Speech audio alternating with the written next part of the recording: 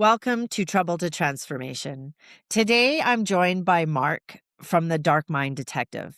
He is described as an investigative journalist known for meticulous research, psychological depth, and a creator who has committed himself to digging into some of the darkest corners of human behavior.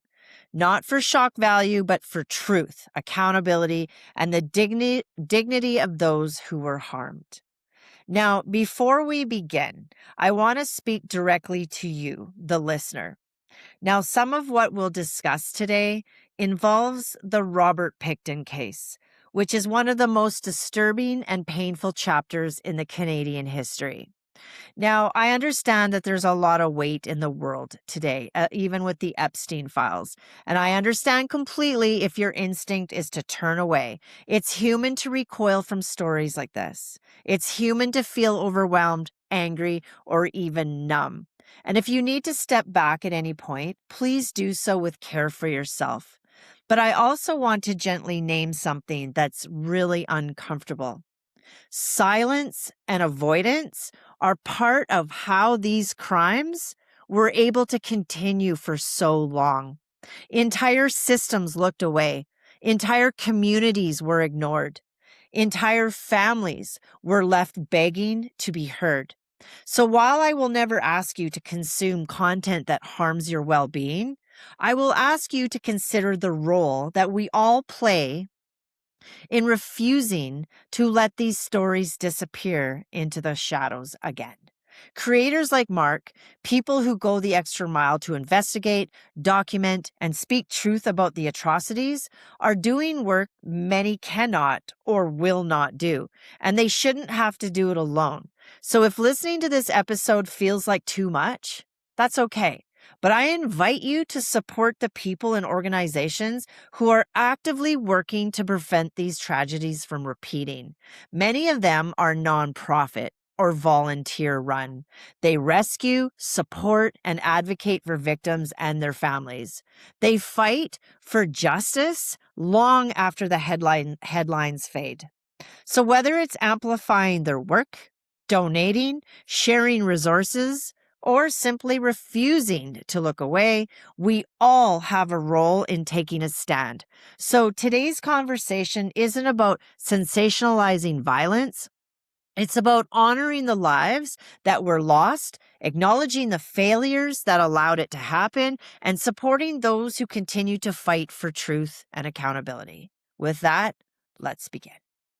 Welcome, Marc Devereaux from the Dark Mind Detective. It is an absolute pleasure to have you on today. I've been following your content for quite some time now. And wow, what an incredible job. Now, you're described as an investigative journalist Mhm. known for meticulous research, psychological depth, and a strong focus on justice and accountability. Now what you do is you're an investigative true crime podcaster.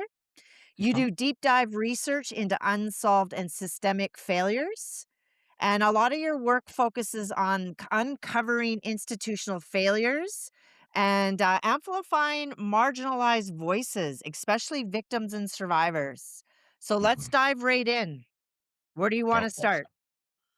No, I appreciate that. Mhm. It kind of like it's a little bit was a little bit of an evolution. Mhm. I started off as Vancouver true crime, and this was about 2019.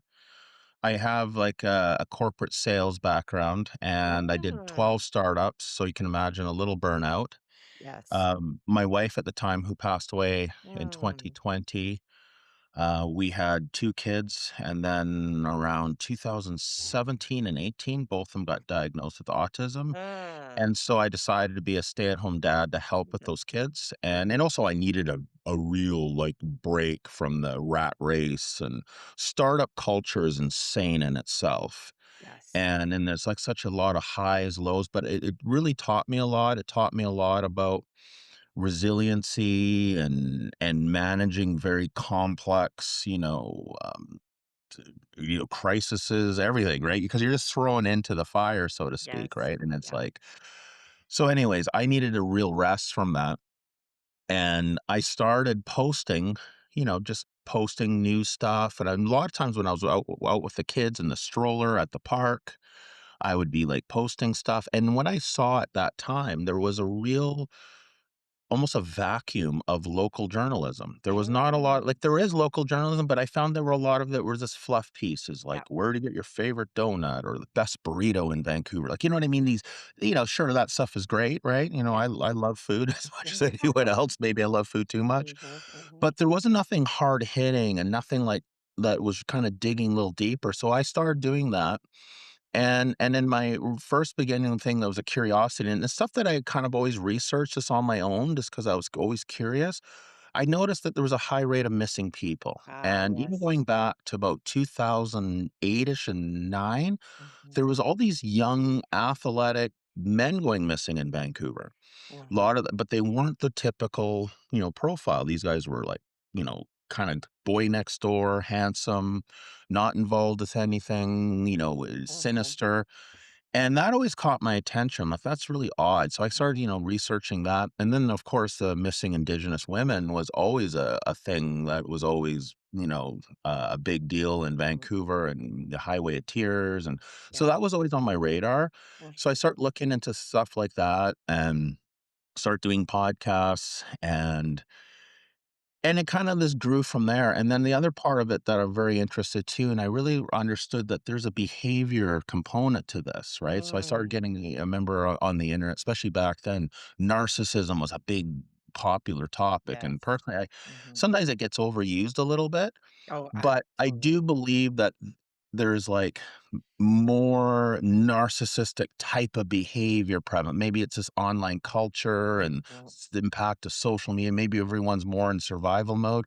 So I got interested in that too. So mhm. my work essentially is kind of like twofold. I'm really interested in kind of the psychology, the deep Mhm. dive of why people do these terrible things, um or how do people spot red flag behavior in the early Mm. stages? Because a lot of times when you follow these cases, and I Mhm. followed a lot of cases, Yes.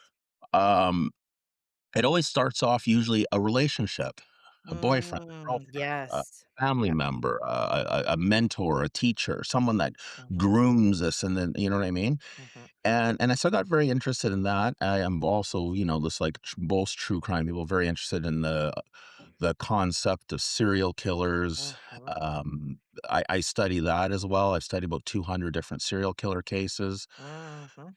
And and then that brought me to the Robert Picton case, because the Robert Picton case was opposite of every serial killer case I ever studied. He Mhm. wasn't smart. He wasn't the Zodiac killer. He wasn't a Right. Ted Bundy, handsome, charismatic, could, Yeah. fit in almost in any environment. This guy Mhm. stunk, like literally, like pig, Mhm. manure, and not very articulate, not handsome. Yeah. You know what I mean? Would you put him anywhere other than the downtown east side, this guy would stand out instantly. But yet, Yeah. at the end of the day, he's one of the most successful serial killers in Canadian history, if not, Mhm. Canadian American history. Yeah. Because when I looked at it, his crimes go all the way back to the 80s. He was a murder suspect. He was a suspect in murders going all the way. And then the weird part about it, and we're getting to the institutional failures, it's almost like there was an invisible hand helping him. He was a Mm. suspect in 80, I think it was 85. It was a woman named Pauline Johnson who was found dead close to his farm. He Right. was a main suspect, files disappear. He was a vicious Mm. rape suspect, and around the 90s, files disappear. The 1997 where he was an attempted murder and was charged, files disappear. I could go on and on. So it's like Yeah. it's a very strange rabbit hole, right? Mhm. So I took a little break from the podcast, and I did more writing. I'm working on a book that I've been working on for about 2 years. I'm working with some producers. I'll hopefully get it done. And Yeah. then I'm also working with Mike, whose daughter is Chelsea Porman, who Mhm. went missing in Vancouver in Um, 2020 and was found in 2022 at that Shaughnessy mansion. Very strange case. yeah. So I'm working on making a script for it, and we're going to Mhm. try to see if we can get it produced into a documentary. So that's Yeah. been the journey, kind of the condensed journey, right? But it's been Yeah. a journey nonetheless. Yeah, and, and like you said earlier too, like, you're a self-starter. You started this podcast basically from your living room, and you don't have anybody really helping you. It's you, yourself, No, and I. I started on an iPhone 7 Mhm. and just like Yep. honestly, going on walks with the kids, sitting on Mhm. park benches. Yeah. That was like the Yeah. first origin story, right? Just Yeah, and you're doing a yeah. 10-part series on the Picton case, am I correct? I did a 10-part series. I Mhm. started working on a 20-part series, but then I decided a couple things, right? Yeah. I had some producers interested in my work. And Mhm. then what I figured is that instead of releasing all the stuff, I'm kind of saving it for the book. And then when the Mhm. book is published, I feel that I'll have more negotiation power when I have like a piece of consolidated intellectual property. I have a book, Mhm. you know what I mean? Right, yes. And then the other thing too, and when you put all your stuff, all your research, I've worked on God for like 4 years on the podcast, it makes it too easy for people to rip off.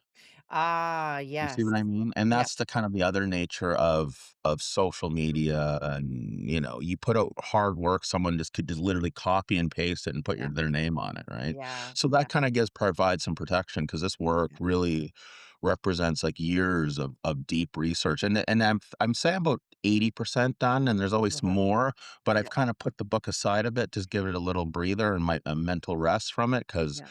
it's incredibly dark subject matter. Yes, and that's kinda where Incredibly I dark. wanted to go today, Mark, too, Mhm. and obviously, you're only gonna share what you're at liberty to share, but, there's some really dark corners, on in some of these topics. I mean, Oh, hell if you yeah. really think about it, like, Canada, that's like the Epstein Island of Canada was the Oh, Picton totally. farm, right? Yeah, it And, is. Weird. and, like, so how are you able to actually research some of these files? Like, like, I would assume that there's some institutional cover-ups here. It feels that way for sure because like Mhm. I said, just for lack of a better term, I call it the invisible hand, right? Mm. Mistakes happen, right? Of Mistakes course. happen. Yeah. 2 mistakes, 3, 4, 5, right? Yeah. Then it's something strange, right? Yeah.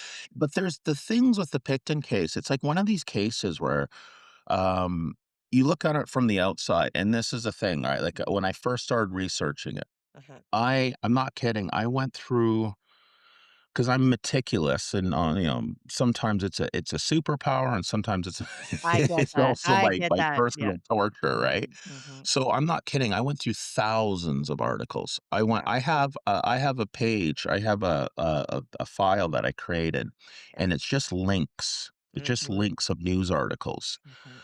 That file is 99 pages, and it's just Wow. links of articles Yeah. of anything to do with Picton, right? So I Mhm. just as a backup archive.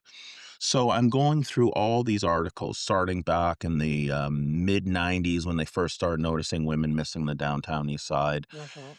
and it's like the what I noticed was, they'll have, like, a headline that would grab your attention, then they'll have, like, a recap.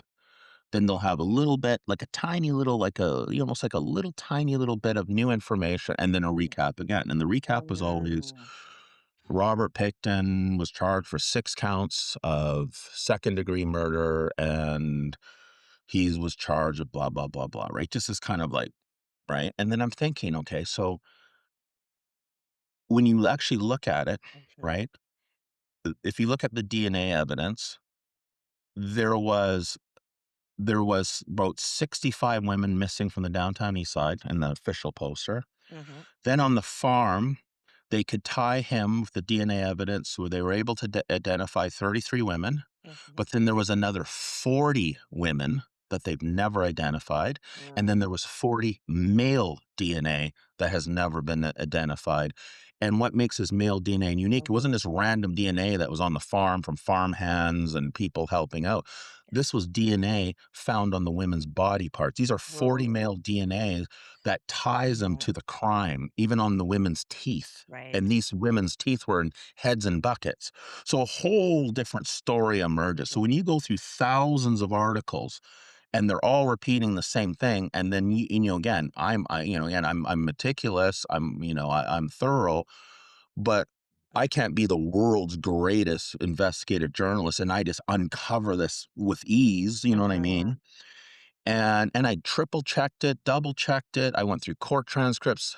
I went through the files to make sure, okay, am I missing something? Is it maybe this 40 DNA is inflated? No, it comes back to it. So that represents a whole different type of a criminal atmosphere that was going on that farm. And then you find out the Pictons, right? Again, right? He wasn't. He's painted as some lone, invalid, but Mm. yet, this Yeah. guy was running a pretty sophisticated criminal empire or part of a criminal network. Mhm. They had pit bull fighting, they had rooster fighting, they Mhm. charged people money to come in and watch the fights, they sold Mm. tax-free cigarettes, they sold booze, they sold women, it was a wild party there. And then they had Yeah. Biggie Palace, and they had the chop shop, and then you can go on and on. So Yeah. it's like all these overlapping criminal activities. Yeah. So if they couldn't get him for murder, Mhm. I thought between you and me, Rhonda, I thought pit bull fighting and rooster fighting was illegal, right? Or Yeah. operating an illegal slaughterhouse for 20 years in the worst conditions. I thought we had Health Canada regulated how meat and food is processed. So it's weird how this person and his family were able to skirt through Yeah. any responsibility. And then one of the other reports I do, and this is really shocking, and this really, excuse my language, really pisses me off. So not only Mhm. were they doing all these crimes, they were doing massive environmental damage. Do you remember the Expo lands? Yes. They got Yes. the contract to remove all the dirt from there, the toxic soil that was on industrial land. All they did was Mhm. truck it to their farm, and then they started a topsoil business with it. So they were literally selling poisonous dirts Yeah. to like soccer fields, Mhm. gardeners, you know what I mean. So this dirt got spread all around all over the Lower Mainland. Mhm. Who knows how many cancer cases this could have. Unreal. Yeah. So the level of criminality is just and then you why isn't the media talking about these other criminality? They just focus on, and then when you think about it, Mhm. what sounds better? This guy was a one of the worst mass murderers in history. Mhm. Possibly now we're going up to like 70, 80 women that he could have been a part of. I Right. don't think he killed by himself, or Mhm. just 6 cases of second degree. It kinda softens things, it kinda makes it more palatable. Yeah, he was bad, but not the Yeah. worst either, right? Yeah, So and there's then we have, Piggy's Palace too, and that was a yes. pretty big, event, like, they Oh, had yes, bands, thousands of people showing thousands up. of people, Yeah, right? yeah, and I've talked to a few people who've been there and stuff, and Mhm. and and they said they were roaring, drugs and Yeah, partying, and they also the other thing was too, people reported that creepy stuff was going off away from the like, so there was a main party, yeah. and then there was, like, these trailers and stuff, and there was one report of a guy I spoke to Mhm.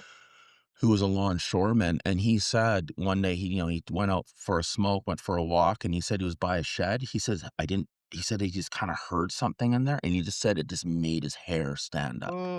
You Ooh, know what I yeah, mean? Like, it's just like everyone talks about, like, the horrible vibe of the place. yeah, And I visited the property with a candlelight visual.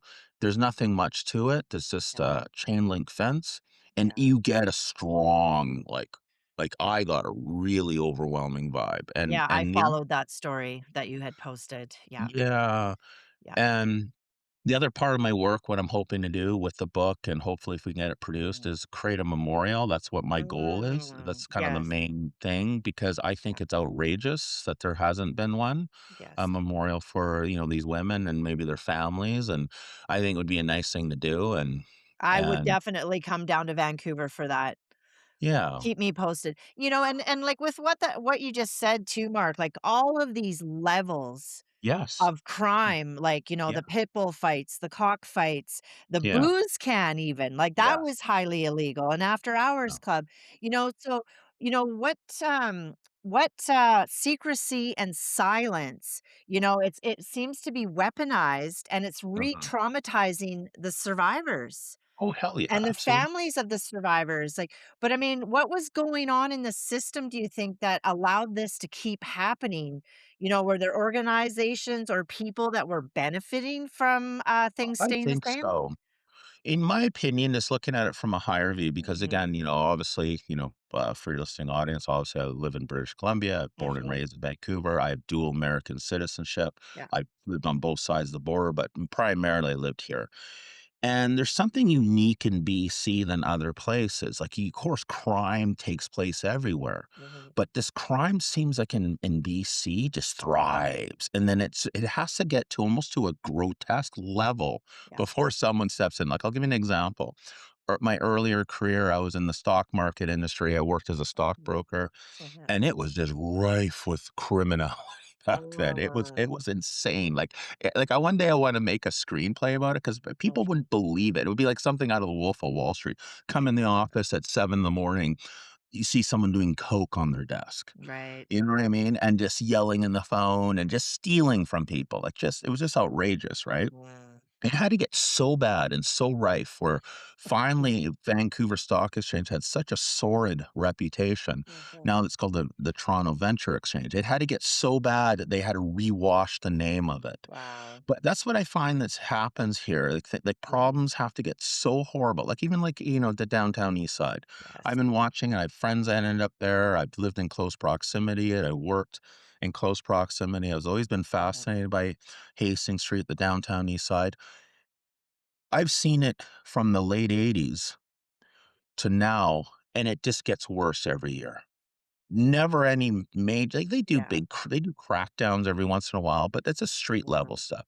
They never go after who's supplying the mass amount of drugs. Mhm. Yeah. You know what I mean? Like, I have a friend, for example, who's a social worker. He's been a social worker down there for almost 20 years. And I said Mhm. to him, I Wow. said, "Have you ever known a time when the streets were dry?" You know what I mean? He Mhm. says, "Nope." And I said, "Why is that?" And without question, he said, "'Cause the province is run by organized crime." So Oh, my point boy. is that I believe in my research, it's like, there are the people that directly benefit, and then there's those people that are just, a few removed away, and maybe they're not involved. They don't get their hands dirty, but they get a nice fat envelope probably every week or every month. And you Mm. know what I mean? Yeah. It seems like it would be the logical thing. Yeah. People are benefiting from the money. The money is Mhm. huge. We're talking millions of dollars in drug sales each day. I've talked to people who've Yes. ran the buildings. The Yes. big money. A slow day is 20 grand. Welfare ones are Wow. 100 grand days. Yeah. And people are benefiting from that. And so back to the Picton thing, I think it was the Mhm. same thing. I Yeah. talked to a cop, a 20-year veteran. He told me off the record about a guy that was also involved with the Pictons who was Mhm. wealthy. He had a yacht, Mm. and he was taking girls that he met at Piggy Palace in the downtown east Mhm. side on his boat. And what happened to these girls? Who knows? Right. So there's a lot of like kind of like it's like a ecosystem. You Yeah. know what I mean? Yeah. Yeah. Well, and with this type of reporting, Mark, like there's a lot of really sensitive content, right? I mean, Yes. so it Yes. can, a person watching this or consuming this can become very emotionally charged. Have you ever come across some of the, like your viewers or the people that follow you that are in absolute shock and disbelief when they realize that these systems have failed them? I get some people. I think most people I talk to, it's not a shock really, Hmm. so to speak, because usually that like when you if I have a conversation with them, Yeah. they had something in the system that didn't go their way. Like, for example, I work with a lot of families that have tragedies, Right. and their thing is like, "Why don't the police listen to us? Why don't they Yes. believe us?" Yeah. Yeah. So, a lot of times with people, it's like they've had, like, some run-in with the system, and it wasn't what they thought it was gonna be. Mm. For the people that are completely naive and jaded, Mhm. maybe I like, for example, one of the ladies I used to always talk to, and, she's a nice lady, but obviously privileged, lived in a fancy area of Vancouver, probably, kind of removed from this. And, Mhm. she was skeptical because she's never had to deal with any of this. Probably Right. no one in her family's ever never gone missing or had to Mm. deal with really severe addiction to the point where, Yeah. because even that, like, I've had many friends and family who went down the addiction rabbit hole, and that in itself is a horror movie to watch. Yeah. And then when you try to get them help and the help is inadequate and they can't get them into a Yes. treatment center, Yeah. unless you have huge money to pay into a private facility, Yeah. there's not a lot of help for that. So there's a lot of people I think have been they brushed up against the system and it's Mhm. bumped them back pretty hard. So generally speaking, I find that there's definitely shocking elements of my work that shock them, but overall, I find people generally are not surprised at my findings. Yeah. Mm, Because even like right now, the weight of the world, like, if you're following the yes, Epstein files and of whatnot, course.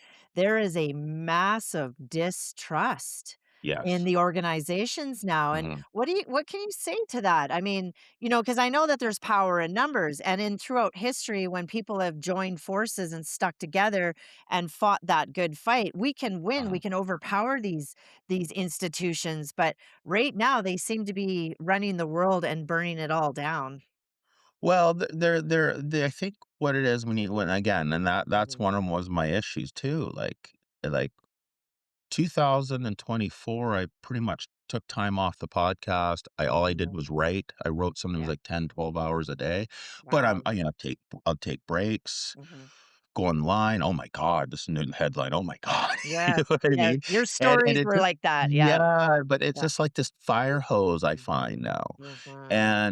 And you go in the Epstein stuff and Yeah. corruption and, Oh, yeah. even Canadian institutions crumbling, and then don't even get me started on the politics. I hate Exactly. politics Yeah. on both like, I'm not like, you know what I mean? People Mhm. and it was funny because it's like people on, either side try to pull you in and this and that, and I have, people on both friends I call friends on both sides of the Mhm. spectrum, and and and it just for me, it honestly just makes me wanna vomit because it's just Yeah. like, Yeah. don't trust these, excuse my language, motherfuckers. Right. Why Yeah. do they become Yeah. politicians? They don't come in for your sake. They do it Yeah. for access to power. Mhm. You know what I mean? I think there's, again, I don't really have trust in politics myself, Yeah. right? But Mhm. I don't see there's a political solution to any of this, and that's the part where I feel the most frustrated because I have Mhm. no trust in the political systems, Yeah. and so then it's a sort of like, what do we do? And I think that's where Yeah. my frustration builds up. You uncover this horrific stuff. Mhm. Um, seems like law enforcement are their hands are tied. I do They know are. cops that are Yes. really good cops, Mhm. and I know cops that just I feel like they're just bureaucrats with badges and guns. Like they just I Mhm. think, again, why are they a cop? Who knows, right? And they're almost in that quasi in that politician kind of Yeah. sphere.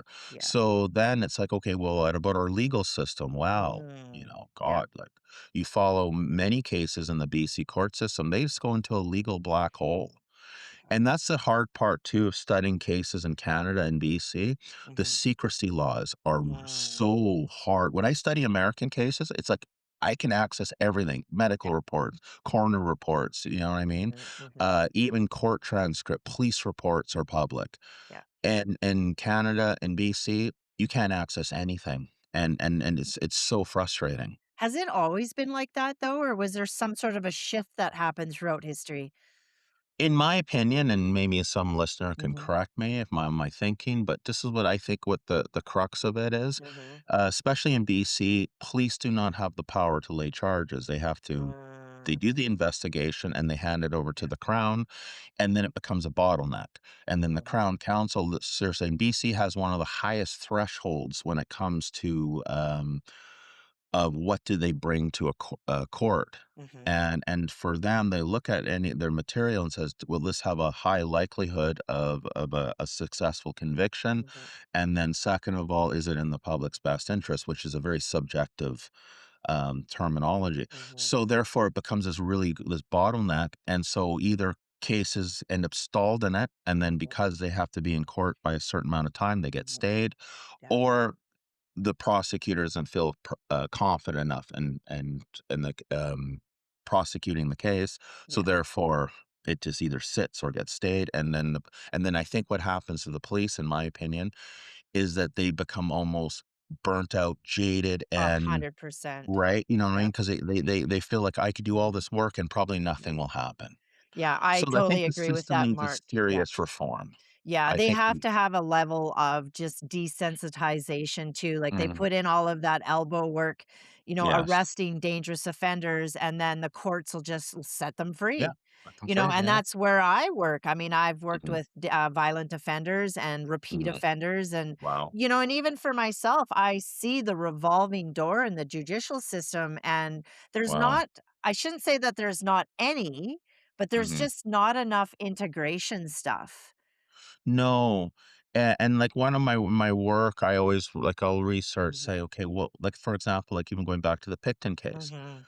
if he was in Washington State, there's no Yeah. way he would have been able to run his organization for 20 years. Oh, And exactly. Yeah. and the only place so I went on ChatGPT and I said, "Okay, where else in Canada and the United States could Picton been successful?" Yeah. And he he only came up with one place, Louisiana. Oh, Yeah, damn. and Yeah. Louisiana is considered one of the most corrupt, states in the Yeah. United States, yeah, Yeah. and I think it would be perfect to bayou, kind of like, you know what I mean, off the beaten path kinda, Yeah. the dirty South, so I Yeah. could s and Picton would totally fit in there. Right. Yes. Yeah, And totally. like you were saying too, because you and I have talked about this in Mhm. previous conversations, Yeah, and just like we said earlier, like the level of crime that was happening on that piece of property, like it just. Do you think that there was any data or evidence erosion along your way, like when you were researching these files? Did you ever look at a file and just get that intuitive ping where it's like, "Oh, this doesn't seem right," or there's a yeah, cover up or absolutely. Well, I'll tell you an example again, and make of this as you want. So, Mhm. one of the pieces that I really analyze, I was gonna do a really depth podcast, but I'm gonna save it for my book. So, Yeah. Picton finally gets arrested, right? Right. And he finally gets the interrogation, right? This, Mhm. and from my research, the two RCMP who interrogated him Mhm. in this interview, Yeah. they said they practiced for over a year, because they didn't for when they did have the suspect, right? So Ah, they use this method, it's called the Reed method for okay. investigating, for interviewing or interrogating, serious suspects, and it's about building rapport. You Mhm. don't go at them with, like, a hammer, you just gotta build a rapport, you get them to be as comfortable as possible, but people who are on the psychopath spectrum, it doesn't work. So Right. they're in the first part of the interview, they're trying to build a rapport with him. They're talking about, he was talking about his mother and Mhm. stuff like that. Like just trying to build this rapport. Even the cop said, "Oh, was trying to be a hockey player," and da, da. It's kind of real softball shit here, right? Yeah. And then as I'm following the transcript, the Picton kept asking, "I need to speak to Dina Taylor, who's one of the cohorts that was involved. I need to speak to Dina. I need to speak to Dina." I would have, again, I would have said, "Well, why do we need to speak to Dina for?" Right. They just kind of would brush over it. And then they would say stuff to him like, "Well, your brother Dave, he wasn't involved, right?" Almost like it was almost like reminding him almost like, "Yeah, I remember, Mm. let's keep Dave out of this." Right. And then he was about to Picton was about to talk about other people's involvement, and then they stop him and ask him if he wants a bathroom break. So if you studied any interrogation technique, you're trying to build up tension until the person is so compelled and they Yeah. explode. So it was like this weird interview that would go stop, go stop. It went on for a long time, Mhm. but nothing came out of it. And then Mm. this is a part that really drives me nuts. So he goes back in the cell, where he didn't say really much in this interview, and then when he would say something, they would seem to kinda kibosh it, Yeah. and again, I would have hammered him like, "Okay, we can bring Dina Taylor in. What exactly are you gonna say to her? Mhm. What does she have to do with anything? We're talking about Yeah. serious murders here. So was Dina involved?" You know what I mean? It Yeah. just Yeah. sense, right? So he goes back to his cell. He has an undercover, person in there with him. He doesn't know it. Mhm. And then he apparently confesses. He said, "Oh, I killed 49 and I was trying to make it an even 50." And they've never interviewed him again. You'd think they would follow up. I would have, if I was in charge, I'm just saying, Mhm. next morning, okay, let's have another talk. And you told Yeah. our undercover agent you killed 49 women. When was the first one? Right. Who was the last one? What was her name? This would have been such strong evidence for the court for the trial, Right. where he's breaking down these 49 women he said that he murdered. When? Who were they? And the thing about Picton, is that when you read the transcript, he I think he was a lot more clever than he would make himself, because Mhm, for certain things, he seemed to have a photographic memory. He talked about he had this prize, horse, mhm, Goldie, that was a big Clydesdale.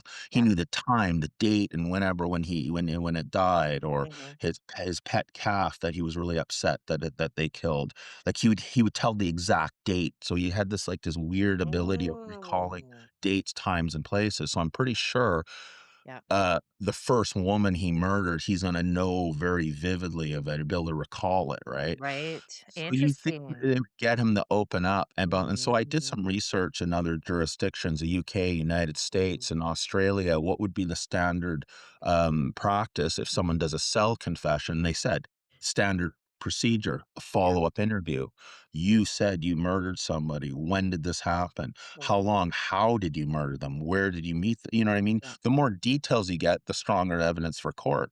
So, it felt like it was more managed than trying to get answers, in my opinion. Mm, So there's a yeah, lot of weird anomalies, and then when you yeah. combine that with every time he gets in trouble, the file disappears every single time.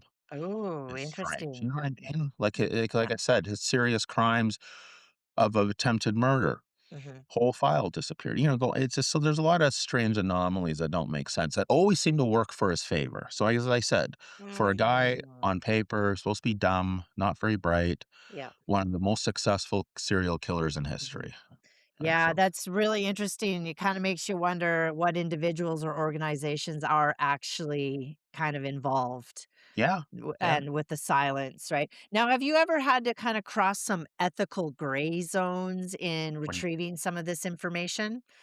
No, all my information has been open source, Yeah? and, I've dug in, like, court transcripts. Mhm. The one thing good about, the murder mystery what was it called? The Wally Open the missing murder inquiry. Okay. There's Mhm. a whole lot of documents that you Oh, can okay. go It's through, all a public, lot of transcript. Yeah, it's all public, okay. but at the same time, they have released 200,000 documents from the Picton. This is the RCMP, Wow. but they have over 1,000,000 files altogether and only released 200,000. And why do you think that is? They won't say. They're this Yeah, they won't say. So they never released the full all their information that they have. Do you Yeah. think maybe some of it is still under investigation because there is some, like, high level individuals in there? They say that, but there's hasn't been any follow-up. There hasn't been any, Mm. you know what I mean, new Yeah, charges, nothing. If yeah. anything, I feel like first of all, it was a massive undertaking. Like, just the forensic evidence on, like, think Mhm. over 200,000 exhibits. Yeah. You know what I mean? Like, having to get a whole student architecture, um, Mhm. um, y doing a grid pattern, you know what I mean? Archaeology students to Right. come on the farm, Mhm. shifting I think, like, they shifted something like, oh my god, just, like, hundreds of thousands of cubic soils of just Wow. Yeah. conveyor belts, and so Mhm. the massive scale of it was just Yeah. enormous, right? Yeah. And so some of that information could just be Mhm. redundant stuff and more, like, Mhm. technical stuff, right? Yeah. But we've never really gotten a cohesive theory of what exactly was Mhm. going on that farm. It's almost like the Yeah. media created this narrative, and it's just Mhm. like, oh, marginalized women from the downtown east side, just, nothing better to do, just Mm. ended up on that Yeah. farm. And, Yeah. Robert Picton was a bad guy and he murdered them. You know what I mean? It's almost like a very simplistic, right? But there's obviously something a lot more Yeah. complex here. There was also another thing that came out. This came out in the inquiry and in the court case, Mhm. where apparently they were having these nights called blood sport nights, where I heard men were about paid to this. beat up Yeah. women and stuff, and, Yeah. probably doing other types of atrocities. Because obviously Mhm. the 40 male DNA tells a story, right? It's Exactly. Mhm. and so I don't like using the word cover up because, oh, you're doing your conspiracy theories, but there's Mm, definitely a lot of the pieces missing and that's yeah. never been properly explained. Yeah, but I mean, look at the US Department of Justice right now with all of the millions of files that they're going through and how many Oh, names have yes. been redacted, right? Yes. So if the Yes. Picton files, if there's a million Picton files, but they only Mhm. released 200,000, Yeah. well, then where's the other 800,000 files? Like, Yeah. it doesn't make Well, they're sense. slowly destroying stuff too, right? Yeah. They're destroying the exhibits and things like that. And then there's Mm, another case that's very parallel. mhm. I think it's important because my work when I was looking at my book that I've been writing, it's called Picton Land. Okay. And in Picton Land, I'm talking about the environment as much as the serial killers, right? Okay. And and what I believe is that BC, especially in that timeline, became almost like this primary hunting ground for predators because Mm, the huge population of marginalized women, mhm, um, drugs addiction is mhm, obviously an issue in the downtown east side. You get women who are mhm. addicted to drugs, who become hellishly vulnerable, Right. and what's even more sick was there was another serial killer Mhm, called the mhm, Hemlock Valley serial killer mhm, in 1980, no, 1995. mhm, There were two of them. They were taking women from the downtown east side, taking them up to mhm. the logging roads of Mission and playing Wow. a hunting game with them. Oh my god. And I believe that they were doing Mhm, some type of hunting game with women on the farm because mhm. one of the exhibit were night vision goggles Right. that had DNA on them and Jesus. other disgusting stuff I don't really wanna talk about because it's too shocking, but, Yeah, yeah. um, so I feel that there's been like this kinda overlap, and what I Mhm, believe, and this just, intuitively, in mhm, my opinion, that this was like, um almost like how you hear about pedo rings or sex mhm. trafficking rings? This was Yeah. a ring of people that into deprived stuff. Mhm, Because one of the things that did shock me was was credible sources that mhm, saw, um, the Green River Killer at the mhm. Piggy Palace parties. No Yeah. way. And he would come up to BC, Mhm. the women on the downtown east side, up I think his name was Gary Ridgway. That's correct, yeah. Yeah, and women identified him when they were looking at suspects. Women did identify Gary Ridgway on the downtown east side, and Mhm. Gary Ridgway would also holiday in BC with his wife in an RV, so Mm. he drove around here. So you Yeah. see what I mean? It's like these sick people, they somehow gravitate together, right? And it seems like they know how to find each other. So Mhm. I feel that this was like some kind of almost like a circuit almost, if that makes Yeah. sense. Yes, Yeah. it really does, and, and the thing is, Mark, I did kinda wanna touch on that too because, let's look at the intersections of addiction, poverty, Yes. and Yes. exploitation, because Mhm. a lot of these murdered and missing women, everybody's turning a blind eye because it's like, "Oh, well, they're an addict and they're in this lifestyle, and what do you expect? They signed up for this." And there's a human being behind this, Of course. And a right? lot of these women are groomed. They're groomed into it. Like Mm. Yeah. they're like, and that's the thing going back to like my interest in the psychology thing. A lot of these women, their danger started when they dated Mhm. the wrong dude. Yes. And these guys, maybe, Mhm. that's what their incentive is. They go find a woman that's a little marginalized. Yeah. Maybe she has a little taste for addiction, Yep. and they make sure she's good and addicted by Yes. the end of it. Like there was like this one SRO hotel room that was at the heart of the Picton thing, and it Mhm. was called the Vernon Rooms. It was in the downtown east side. It Mhm. was run by these really vicious scumbags, and they sold drugs to these women, and they would just open their rooms up. It's a key. Just open the room up and then search their room. And if they found drugs that were bought from someone else, these women would get viciously punished. And so Shame. these women probably lived in absolute terror. Mhm. And Mhm. and like so again, it's easy to kind of, oh yeah, it's all their fault, or they're low Yeah. life, or whatever you want to call them.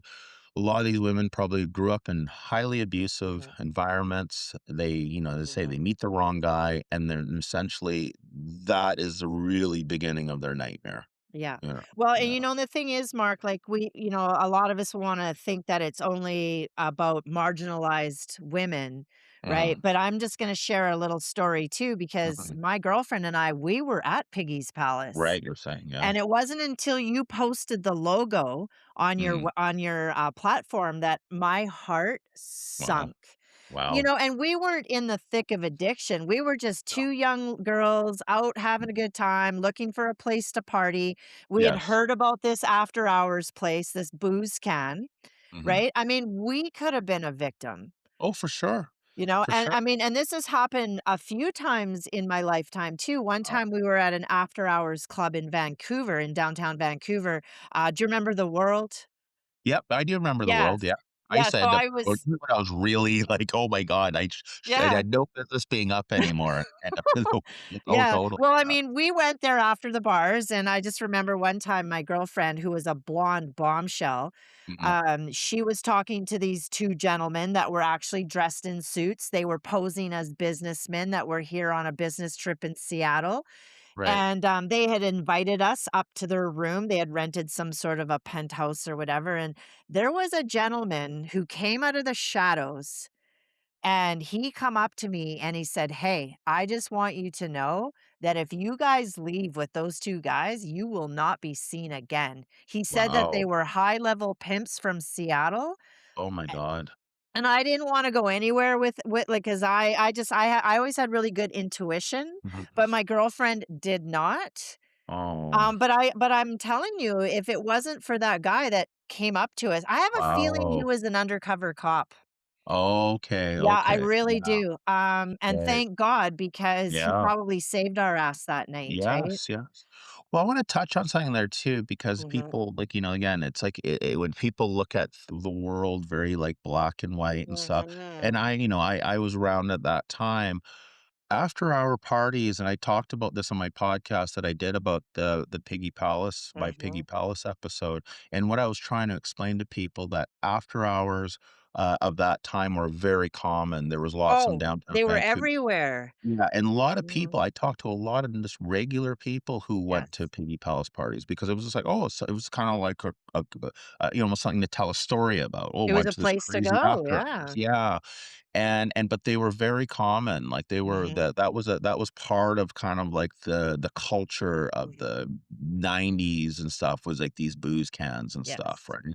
So, every walk of life ended up at the Piggy Palace parties, exactly. and they would have huge events, like 2 Mhm, something up to 3,000 people, and, there was a pub that I worked at a couple of times. It was a pretty rough place, and it was mhm, called the Caribou Pub, and it okay, was in Coquitlam, mhm, and it was a really tough crowd because there was a lot of the guys that worked at the sawmill, a lot of bikers and yeah. things like that, and Dave, the Picton's brother, Dave, got the contract to demolish it when it finally closed down, and that's how he got the idea to build Piggy Palace, so he that Oh, crowd that went to the Caribou, he basically interesting. got that crowd to come to the Piggy Yeah, Palace parties, but they also did fundraisers, like, mhm, people who had, like, softball leagues, and mhm. even the city. I talked to a lady who said they had their high school graduation there No because it had, way. yeah, they had, like, a well, they had their party there Yeah, because yeah. it had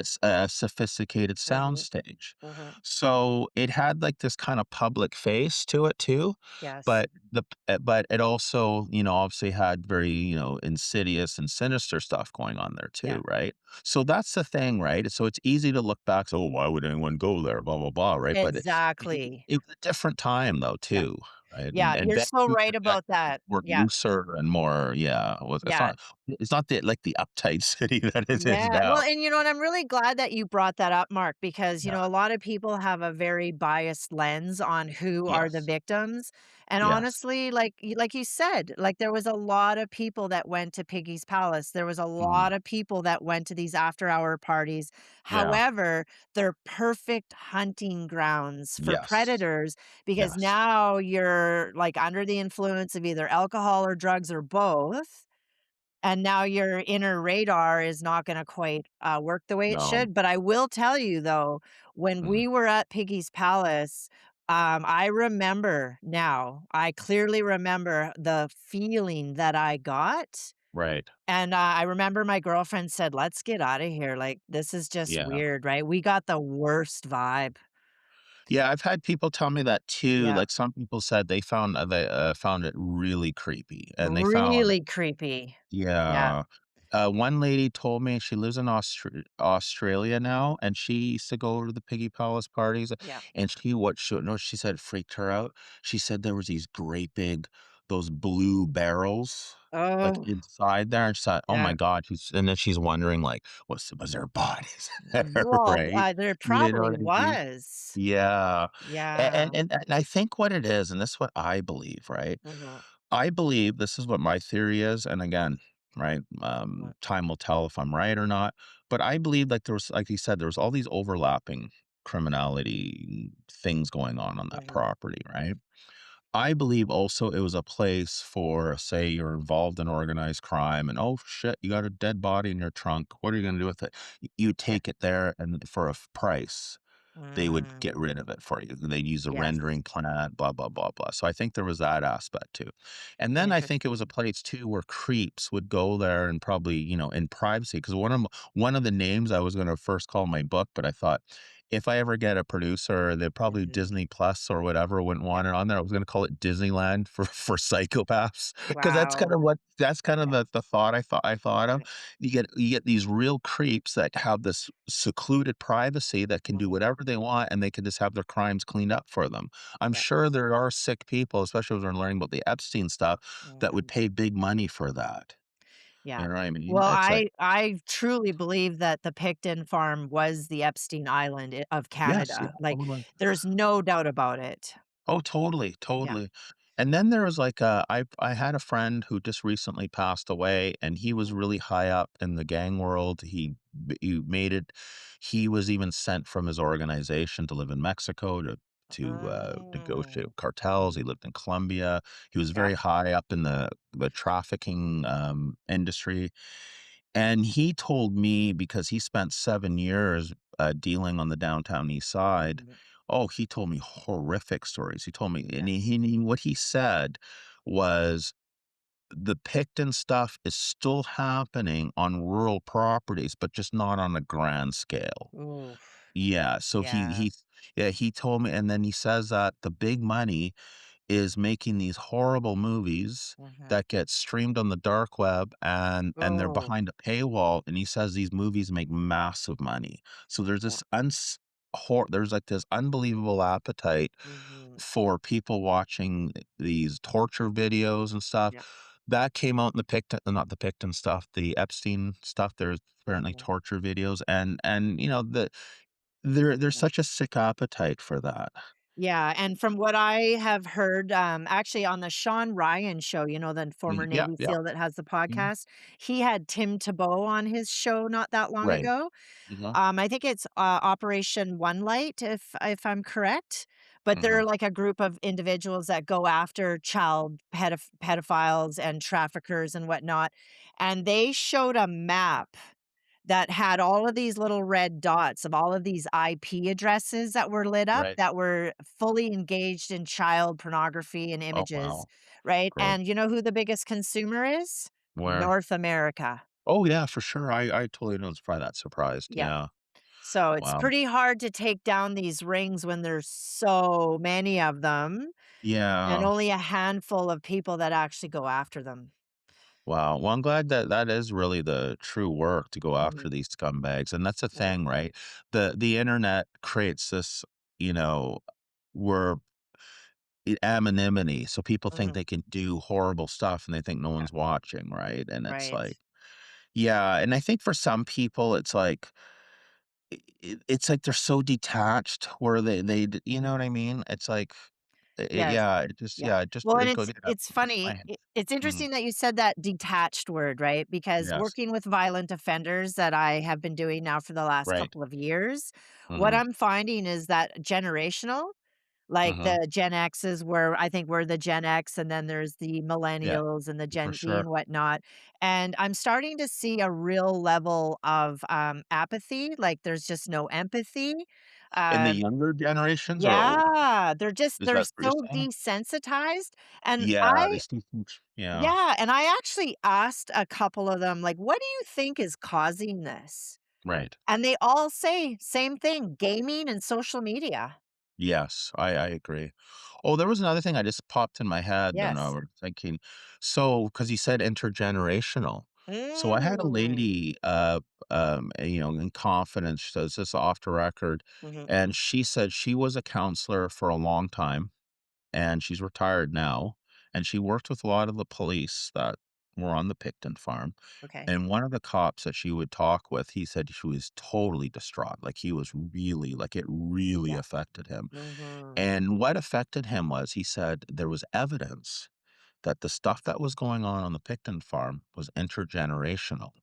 It started with Picton's grandfather, and I did some research. They've Oh. owned the Picton family has owned land in there for quite some time, I think going back to the 20s or the 30s. Mm. And what's interesting about it is that near their property has always been the colony farms Right. and Riverview, and they would Okay. use these people for day labor on the farm, and they were known for being very abusive to them, Oh. and sometimes not paying them and just Mhm. being really awful to them. Mhm. And so when you think about this, is that this family's had access to vulnerable people for a long time, like Jesus. intergenerational. So that was a thing that was Yeah. really shocking, but doesn't surprise me. It Yeah. doesn't surprise me at all. Yeah, and then also too, when you're in a marginalized group of individuals, whether it's, like you said, like individuals that aren't mentally capable of maybe Yes. reporting these crimes, Not believe or yeah. the addiction part of it, like a lot of these individuals that come forward to testify or give their statements probably lose a lot of credibility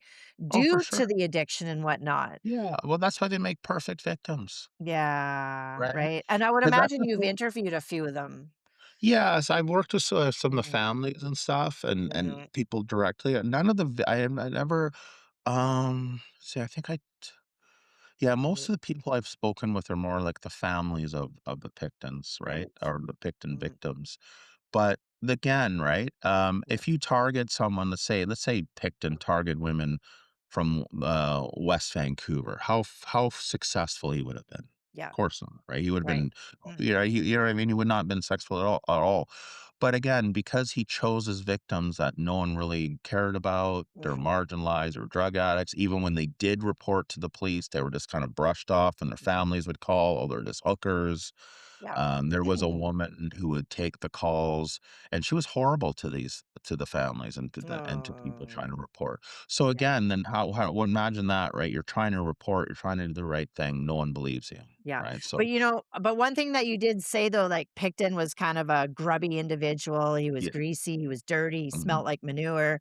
yeah, But however, there's still a lot of psychopaths that are serial killers, like you said, the mhm, ones that have a lot of charisma, yes, charm, like the mhm, Bundy and what's yeah. that one just recent one? Is it Wade Watson, I think his name is?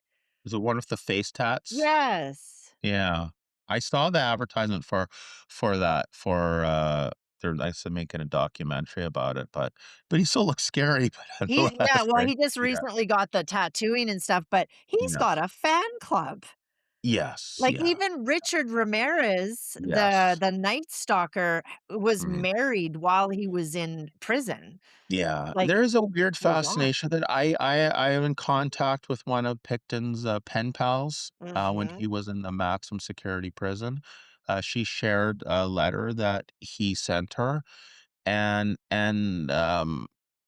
it's strange because reading his and it's totally his writing because I've seen a lot of his writing. He writes Mhm. kinda like in blocks. His writing is actually he has pretty good handwriting Yeah. and very meticulous. He Mhm. writes in perfect block letters, Yeah. and he was under the impression that he was on because he did all his time. Mhm. He did 25 years, and he did all Yeah. his time. He was eligible for parole, so he totally was under the impression that he was getting out. And the crazy thing is, you know what Picton's, business plan was? He was gonna start a recycling plant when he got out of prison, and he was only gonna hire women. Mm. So, did Yeah. I just hear that correctly, that he was eligible for parole? Yes, yeah. How does that because even make well, sense? because again, he only got charged for 6 counts of second degree. Yeah, He was charged for 25 years, and all the 6 was all, yeah. in consecutive. Mm, He did all his time, and so he was eligible for parole. It just that it was such a political hot potato who wanted to be the one to parole him, and then somebody got access to him yeah. and shipped them, but this we're talking like a supermax prison. Right, Jeez, and plus, wow. you think with such a high profile Mhm, person, mhm. because I remember when he got killed, a woman contacted me who knew someone at that prison, and she said, "Oh, it was 100% was a setup," because she told me how it happened, and it turned out to be true. Mhm. Picton was in a common area, and a guy went up to him and said something to him, and apparently Picton licked him off, so he just broke a broomstick and, killed him, Mhm. but usually no one who had access to him because he's such a high profile prison, he'd be in, like, Right. protective custody and stuff. Yeah. So, it was like one of those administrative mistakes that Yeah. I've right? I've heard of And those but before. yeah, Yeah. but imagine that, look at all the problem it solved. Because who wanted to be the politician that said, "Oh, yeah, we Yeah. paroled Pickman," right? But, So but here we are though, Mark, okay, mm, and, this is the baffling part, is that you've mhm, got this high profile criminal that only got mm, charged with second-degree murder that's eligible for parole, but yeah, he's such a high-risk inmate that they yes, have to segregate him and protect him from the mhm. general population, so what would that have looked like if he would have gotten out? Yeah, yeah, totally, I Like, know. that doesn't even make sense, it's almost like a like, it's hypocritical of each other. Yeah. Yeah, I totally see your point, and then the Mhm, crazy thing is I have a lot of people that contact me mhm. who still work for the family. Okay. Yeah, the Dave, runs a pretty successful construction company, building townhouses, Mhm. does a lot of trucking, gets contracts for the city of Coquitlam for snow removal. You think he'd be persona non grata after Yeah, that, right? But he's right. still in the good graces of the Coquitlam City Hall, getting Mhm. contracts and, paid to do work for the city. So Jeez. that in itself is strange, and it's Yeah, always been a baffling mystery to me that none of the family, maybe relatives have never, you know, taken matters in their own hands. These people right. just seem to operate in their own. So that's the whole thing. As I said, just seems strange to me Mhm. because it's like these were beyond just like brutal murders. There was something even more like effed up. Like there was like we even get into, like, the packaging of the victim's meat, like, Yeah. you know what I mean? Like, Oh, what up was that? Well, that yeah. was never adequately explained. Mhm. Like, who was that meat going to? Like, who was Well buying it, well, I right? mean, Like if they're that corrupt that they're gonna spread contaminated soil with carcinogens all over the Lower yes, Mainland, yes. there's no doubt in my mind that they would, also put this meat into production too. Yeah, just, So that in itself so there's so many, like, sick mm, elements to this case, and that's what I'm yeah. saying, where you for me, it's just like I when I go down this, it's just like you get your head just feels like Mm, after a while, it's gonna explode because I yes. can't comprehend it, even though I put, like, literally thousands of hours into research in this Yeah. case, that I still can't part of my brain can't that it happened. I Yeah. wish it was just some crazy made up story. That would be easier, right? But like I said, the amount of time, the amount of Mhm. victims, how many times he skated responsibility, Yeah. files always being lost. Or how about Mhm. this one? This is another one that came out. So a woman that was a babysitter for the Picton family went Uh-huh. missing. And this other woman who was like a truck driver who was helping, she was an employee, Mhm. made the report Mhm. and it went nowhere. So, and then when when she asked the family, like, "Oh, what happened to this woman?" "We don't Yeah. know. She's a drifter." So they made a police report. It's not like, so what I'm saying, anytime they would, my point is, Wow. anytime they would report something, just, Mhm. oh yeah, nothing would happen. People reported that there was human legs in the freezer. And that was this is we're talking about in the '80s. This is going back this is like in the '80s. People were reporting that Wow. there was a women's legs in the freezer, and it was Mhm. even known on the farm back then, "Do not eat meat out of that fridge." Like, that was a known thing. Oh, And the what? snuff movie rumor went back all the way to the '80s. The So it's like, 80s. yes. So it was almost like a lot of people knew that bad stuff was happening for a long time. Mhm, And then you'd think, right? You'd think, okay, if I was a police jurisdiction in mhm. close proximity, okay, maybe we can't get them on these murders, but we certainly can get them for pit bull fighting and rooster fighting and Yeah. operating Yeah, an yeah. illegal slaughterhouse and then having Mhm, piggy palace and then, mhm. on and on and on, right? So Yeah, for me, it feels like that people were benefiting off them that were in higher yeah. positions, and Well, who and I they just kinda wanna touch on the family really quick, Mark. Sorry to mm, interrupt you, yeah, go but you ahead. were saying that some of the family, like, this is like an intergenerational operation where it dates back to the grandfather, and Yeah. these reports have been popping up since the '80s. Yes, yes. So how like, are any of the family members under suspicion, or have they been charged with any crimes, like, even if it's just petty stuff? Well, But they were Picton there. yeah, but only Picton got charged, and Mhm, he oh, yeah, so according back to the pen pal, mhm, the lady that I talked to, she lives in Red Deer, Alberta, and she was his pen pal. And he was really mad apparently that, uh, the family threw him under the bus and never visited him, and, mm, what was the other thing she said too? Oh, yeah, he wrote a 400-page tell-all book that got suppressed. Now, this is how I look at it, and again, this mhm, goes back to again to the secrecy laws in mhm, Canada. If Picton is in prison, right, and he writes a book, and there's no reason why the public shouldn't be allowed to see that. When I look mhm, at American and I follow a lot of American I do true crime on both sides of the mhm. border and Yeah, cases on both sides of the border. I have seen podcasters call prisoners in institutions, yes, get them on the phone, and sometimes these guys will confess to crimes, and it'll help. But this one guy, what he does, he talks with serial killers, he mhm, tries to get them to talk about other murders to foreclosures for the yeah. family. That would never Oh, happen in Canada. So if a guy's writing a book, right, and under freedom of expression, right, mhm, there's no reason why. He doesn't mean that you have to believe everything he has to say. I wanna see what he's writing for the sake of what is he writing. right. And so this is the second book that Picton wrote that got suppressed, and I'm thinking, yes, he's been painted as Oh, this dumb invalid, but again, this guy wrote I'm not saying Picton was a genius by any stretch of the mhm, imagination, but to sit down and write your thoughts in a coherent manner takes a mhm. certain level of intelligence, right? Yes. And and I think it would also kinda maybe provide maybe some closure for the families. The Mm. other weird thing about it, one of my boogiemans, you probably remember Clifford Olson. Oh, yes. Why was Clifford Olson allowed to beak off to the media all he wanted? Always Yeah, got interviews, yeah, always yap, yap, yap. This guy mhm, wouldn't shut up, yeah, right? But yeah, and he even had a phone in his cell, yes, right? So that was one of yeah, the weird things. So Clifford Olson, you can't get him to shut up. There hasn't been one journalist yeah. that ever tried to get an interview with Robert Picton while Oh, he was in. wow. But Yeah, wasn't that strange? yeah, You know what I mean? Not one, no one was curious enough to interview him and say, "Hey, why don't you tell him things from your side of the story?"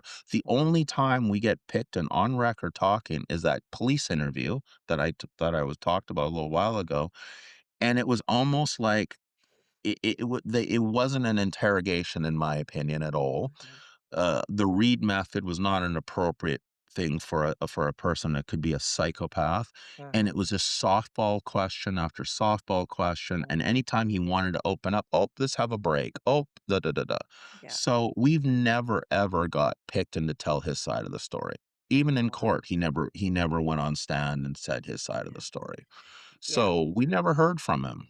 So, he makes kind of almost I'm not saying he's innocent by any stretch of the imagination. mhm, I do not believe he murdered all of those women. I think mhm. Picton was more the janitor than the architect. But how come we never were allowed to Oh. hear his side of the story?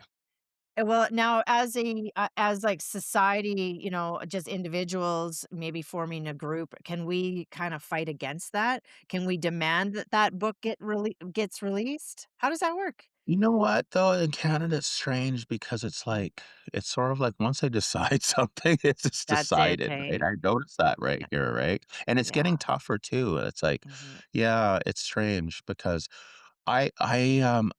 apparently the first book was on Amazon. There's some clippings of it. I have some clippings of it. He Mhm. loves to the funny thing is of Picton, he loves Bible passages, he uses the good word and Interesting. stuff, right? Which is kind of interesting.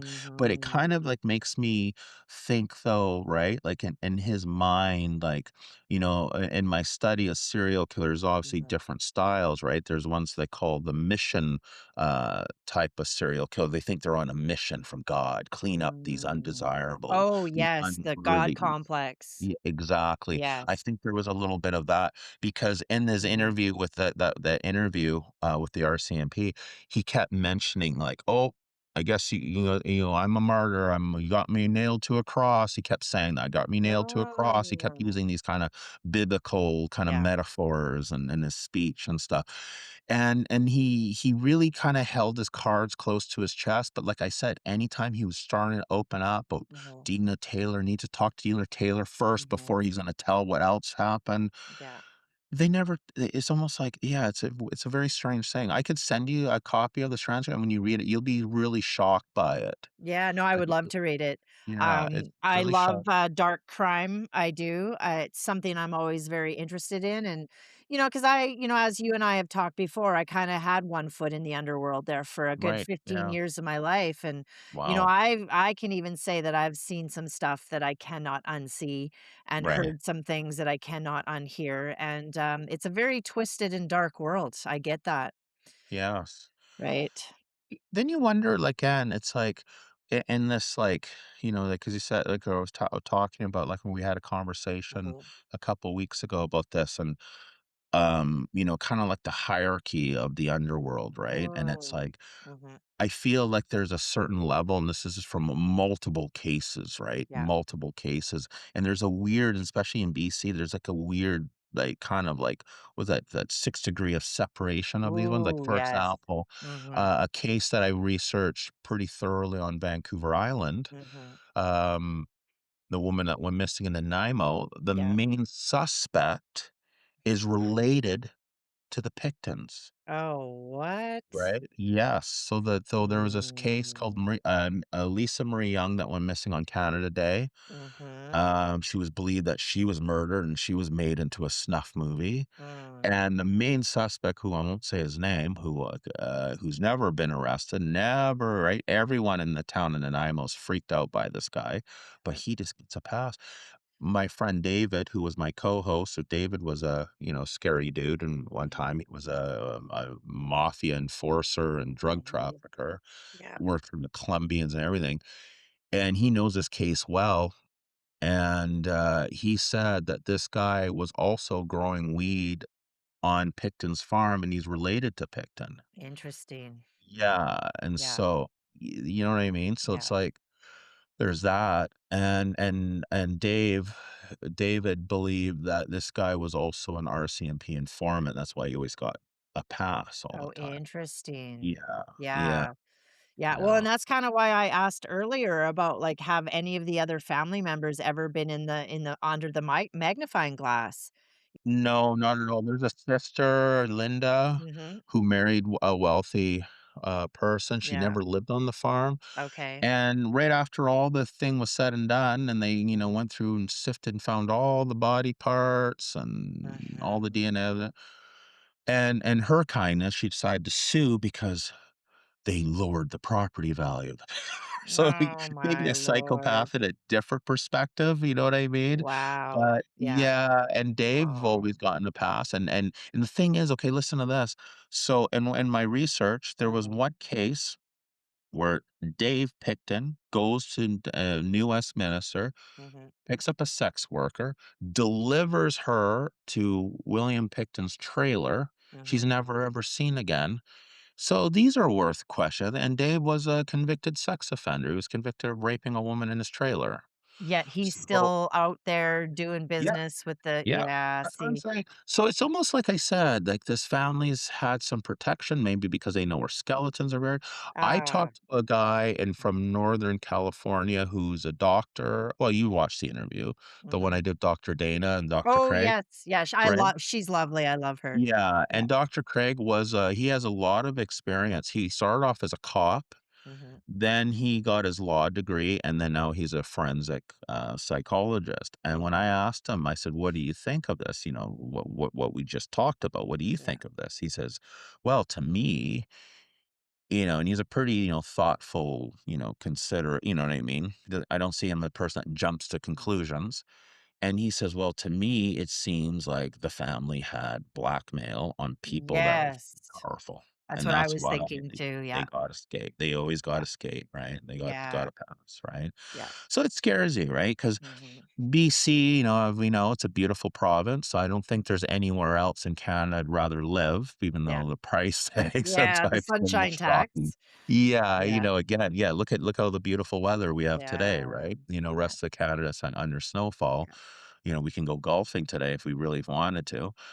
But that being said, there's always been something dark and under the belly here, and I've seen it probably since I was about a teenager. I grew up in East mhm, Vancouver, then I moved to Kits in grade mhm, 10, and then I started off in the nightclub world, at first as mhm, a bouncer, bartender, then I started doing, like, more management stuff, mhm, and with that, I got to travel, across Canada and stuff. Been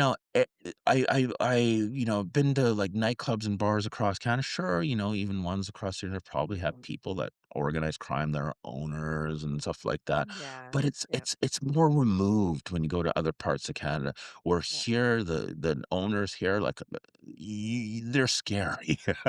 Like, there yeah, was one of the first places I ever worked as mhm, a bouncer. I think I was, like, 22 or 23 years mhm, old, and it was on Kingsway. It was called mhm. the Starship. I don't know if you remember that place. Remember the Mr. Sport? The I Mr. kinda do Sport. remember something about Yeah, it was on that, yeah, 'cause Kingsway. There was a I sports pub, and then there was, like, I think Mr. Sports, and then there I think it was, then beside it, it was mhm, called Jaguars. It was a strip bar, and then there was a mm. nightclub called the Starship. I think I do remember that, yes, Yeah, yeah. though the people that own the Starship were beyond scary. There one guy, he was a Mexican cartel guy that owned it, who Mm, had a Lebanese Hezbollah bodyguard. I can't make this guy mhm, out. And yeah, yeah, I just pretended not to see anything, like, 'cause mhm, you just got the vibe. Do not F with them. Do not see anything. Just do your job. You know what I mean? yeah, And that was kinda my first taste of it, and they also mhm. owned, like, this car lot that would, sell cars to people who didn't have any credit, so, like, Okay. gangsters, Kinda like a escorts. loan shark sorta Yeah, situation, totally. yeah, So then all yeah, that element came into the club, mhm, and then, a lot of the clientele were, working ladies, and, mhm, I'd always treated them well, with respect, because they tipped very well. They mhm, tipped excellent. mhm, And but yeah, it was a definitely an environment to, mind your own business. yeah, yeah, So that was kind of like the first, like, and then but then you just, you start seeing more and more and more, and right, you know what I mean? yeah, And of course I had friends that were in the life and stuff, and many of them did not make it very far because they end up dead, and or mhm, in jail or addicted. That seemed to be the yeah. three pathways, right? You Yes, know. yeah. So Well, and it's yeah. interesting because I know that even just in recent, times, people are talking about how there's 7 different groups of cartels here in Canada. Oh yeah, But the yeah. thing is, when I was in that world, in that underworld back in the early '90s, they were Mm, strong then. yeah. Like, they Yeah. were definitely, they had definitely made their mark in BC, Yeah. especially downtown Vancouver too, that downtown east Um, side, mhm. right? Yeah. Well, drugs, big money, right? Like, Yeah. again, like, I talk about it with some of the, even with my friend Jordan, who passed Mhm. away, who was, involved in that, Yeah. and I could tell he was struggling because when you're used to making, like, $10,000-$20,000 a day, Yes. and now you have to go work a construction job Yes. to get a Yeah. paycheck, and you see money taken off the paycheck, and then you're like, Yes. Yeah. "How am I gonna pay for everything?" You're looking at Yeah. all the that was one of the hardest adjustments for him. Yeah. You know, he You said know, he it's did. it's so true because I just recently well, I didn't quite sign him on as a client yet, but he just recently got out of, federal penitentiary after 8 years, Right? and that was his biggest struggle too, is that, I can't just go out and buy whatever I want anymore, and it's Yes. like so the detachment from Yeah. human life Yes. so that I can gain power and material possessions Yes. is scary. For Like, they sure. don't care. Well, and Jordan, like, David was my friend David was a scary dude. Like, he was a Yes, I've guy seen you kno pictures of him, yeah, yes. you did not want him knocking on your door. That means if No. he was knocking on your door, something really bad was gonna happen to you. Somebody had put a hit on you. Yeah, oh, totally. Yes. Jordan was not more in the violent stuff, he was more on the trafficking side. Networking. Yeah, Yeah. and that's what he said. He said, he'd get they'd say, you get like a because they would have paydays, like, he Yes. had worked in an Mhm. organization and they're doing the dial-a-dopes. So every Friday was payday, and he'd go Mhm. in the office, said they'd count like a stack of 2020s, a Mhm. stack of 1,000 and 100. So it's just like, Mhm.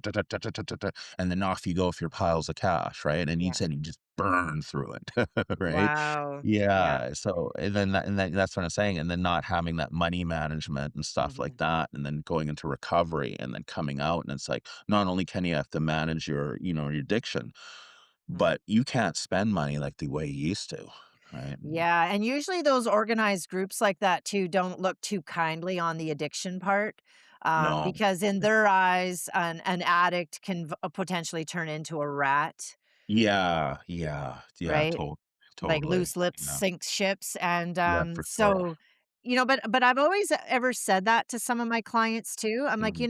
Yeah, all the money that you make from this lifestyle, there's mhm, only gonna be one of maybe 3 things, right? mm, You're either going to get robbed, you're gonna have to yes, pay a lawyer, or you just don't respect the money where you just spend frivolously, you get into addiction, and you just end up burning the bridge down anyways.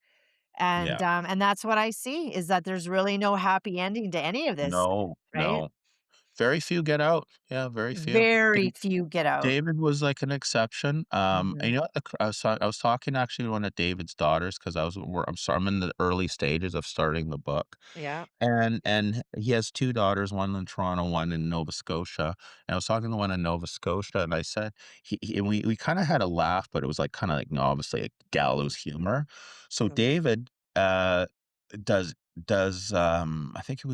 I think his last stretch he did, Mhm. I think, about 10 years. And there was like it was like $1 million extortion case that he went away for. But Wow. he started off in like a maximum security, and then he went to he was first on the East Coast, and then he came out here, finished his Mhm. sentence out here in Kent, and he gets released. He decided he wants nothing to do with the life anymore. Right. Because I mean totally straight, and he did for a bit. Yeah. He gets married, right? Well, Missy decides to have an affair on him, Oh, right? And man. he gets so worked up, and I said to his daughter, he goes, "Well, something terrible happened to that guy, right? Imagine that guy, right? He's thinking like, he's cheating on some lady. Oh yeah, I'm married, I have a husband," not realizing it was David, because then after that, David snaps and he starts back into the life again. So it's thinking Oh, like, and again, and we don't mean to yeah. laugh at this part of what something Yeah. horrible happened to this guy, but it's a kind of like gallows humor, like, Yeah. oh, when that guy found out, oh my Oh God, my like, it's god, I wonder if he way had too late. any idea. No, I don't think he No. did. Yeah, I don't think he did. I've actually done some psychological deep dives even on Yeah, the women behind the scenes too. yeah. Like Mhm, either they're in the forefront because maybe they're the dealers themselves, but mhm. even the women that are attracted to these high level gangsters, Yeah. or whatever. There is a lot of psychology around that as Oh, well. yes, I can Yeah. imagine. Fascinating too. And in my experience too, Mhm, some of these women can be absolutely ruthless, but they're mhm. more quieter. The guys are more louder, Yeah, right? The women aggressive just and all they do have to whisper in one guy's ear and whisper in that, and then sit back and watch yes. the. Yeah, Yeah, yeah. I've seen some pretty crazy stuff in that regard Yeah, I've too. definitely seen some, like, what I would call the Bermuda love triangles. Oh no. You know, Mm, and I always warn, like, even some of the clients that I work with, right? I always mhm. tell them, "When you get out of Yeah. here, when you get out of treatment, like, Mm, just stay single." You know, and yeah. for lack of better words, I could probably frame this a little bit better, but this is what I Right. tell them because I gotta Yeah. meet them where they're at. But I Yes. always tell Yes. them, "Stop chasing tail." Like, Yeah, stop well, it's a it. distraction too, and it makes a guy Such a like these distraction. guys, they wanna feel fulfilled, and it's like kind of like, it's definitely can be dangerous It's because another it. addiction. Yeah, because I've seen that too with a lot Yes. of my friends that were involved in this life, they get out of jail or they Mhm. get out of treatment, and they go right into a relationship that's Yes. toxic, Yes. and it's almost like they're trading one addiction to another, as you're saying. Exactly, and that sounds like your friend Dave, right? He probably Yes. you know, I don't know who she is, I've never met her, I shouldn't even say, but it does take a certain individual to even be able to get into a relationship where you know, like, you're an ex-hitman, you're a mafia Yes. guy, like, Yes. not just No. anybody is going to go down that road, right? Yeah, totally, and there are women that would probably find that just so fascinating too, though, you know? But to cheat on somebody like I that, know, that's like, insane, are yeah. you out of your mind? Yeah, and I say and Yeah. then as I said to his daughter, I'm like, "Oh, that poor bastard." Oh my Uh, god, he didn't even see that yes. coming, which is the No. worst part of it, No, and right? David was like, yeah, his nickname was Mad Dog because he was like, oh Yeah, god, he told me some stories. Like he told me yeah. once he kept a guy kicked a pregnant lady, so Ooh. he put the guy in a dog cage for 3 days. Whoa. Well, I can't actually disagree with that, but No, of course no. not, right? But, yeah, Right. it's just but, yeah, David Mhm. was a yeah, he was could be pretty sadistic is my point, right? So I'm sure he Damn. thought of something really special for that dude, right? Yeah. But, Yeah. yeah, the book So I'm gonna write about him is gonna be good because I can David's hardly wait. story is fascinating because Yeah. it intersects with, like, international organizations, the Mhm. Montreal Mafia, the Toronto Mafia, the Yeah. family, the Buffalo, upstate New York Mafia, you know Mhm. what I mean? So it's a lot of, like, That's high international level. stuff. Yeah, the Colombians, Wow. and, yeah, so it's just like it's kind of, fascinating, like, his Mhm. life, right, Mhm. he lived, and then be able to walk away with it, and, he died of cancer, Mhm. but he's one of the few that walks away from it and died in his own bed with his family, right? So, so Yeah. that's not. That is actually a very rare occurrence, and even, like, you know, even my time down in Vancouver, I spent a lot of time around the Commercial Drive area. Mhm. A lot of Italians and Greeks and Colombians and all sorts, and, that was actually the first time too that even in BC, Canada, I actually met members of the mafia, like old Wow, school money. wow, So wow. it's just really interesting where they are and what they're Yeah. doing and Yeah, it's I always found it fascinating, but, Mhm. I think it seems like though, and maybe you agree with me or that we could you can tell me if you but it seems like, in BC though, it always seems like the bikers were like kind of the top like the top of the food chain kinda They thing? were, but well, in the '90s when I was around, yes, that was Yeah. very true, yeah. Mhm. Yeah. And then but back east, it seems like there seems right now, it seems like a lot more power struggles in that world, Mhm. but it seems like back east, though, like, the traditional mafia still has a lot of power, especially, like, in Yeah. Montreal and Yeah. places like that, Yeah. right? And, Yeah, and but what I'm finding now though, and I mean even in the '90s though, like it was the East Indian guys too, like, oh my god, the level of mhm. gang violence and the Oh, shootings and yes. Yeah, it the was Joe Hall, Bindi Joe Hall. I was yes. working at a nightclub, and I remember he came in once, Mhm. and I was like, "Oh, that guy looks so familiar," because he goes, he He was was all all over over the the news. news. Yeah, I do, he looks familiar, and some of the other brows was, "Well, be careful, that guy." Yeah. So, he came in, and, one of his goons, beat the crap out of some other East Indian guy because he was a Mhm. cousin of somebody. And Mm. then we were just like, "Alright, call the Yeah. cops." Like, we're not gonna, like, throw Yeah. because, probably assume they all had guns and stuff, right? Yeah. But, Yeah. yeah, that was my brush with Bindi Joe Hald and stuff, Yeah. Because he but, was yeah, that shot dead on the Palladian dance floor nightclub, right? yeah. Well, he was like, I think he just was going a little like, I don't know. Like there just seems like there was like a lot of infighting too with his in There his was, yeah, organization. Yeah. yeah. But that was kind of like the rise of like that Indo-Canadian gang Yeah. thing. When I grew up in East Van, it was like there was like that was when there was still the Park gangs. There was a Clark Mhm. Parkers, there was the Riley Parkers, and Mm. the Chinese. No, I think there were Vietnamese. There were the Red Eagles. The Okay. Chinese were the Lotus, Yeah, I remember the and Lotus, yeah, and and then then and then a lot FOBs. of Italian guys, even though they had family that were traditional, a lot of them became bikers. Yes. Yeah, a lot of the Mhm. Italian guys and Greek guys decided like they went the biker route, even though they had because I remember, I knew this Greek guy I used to go to the gym with, Mhm. big bodybuilder guy, and his name was Andy. He just pulls out this big check, and I'm like, and it was quite a lot of money. I think it was like 20 grand or Mm. 21,000 or something, and it was from the horse track.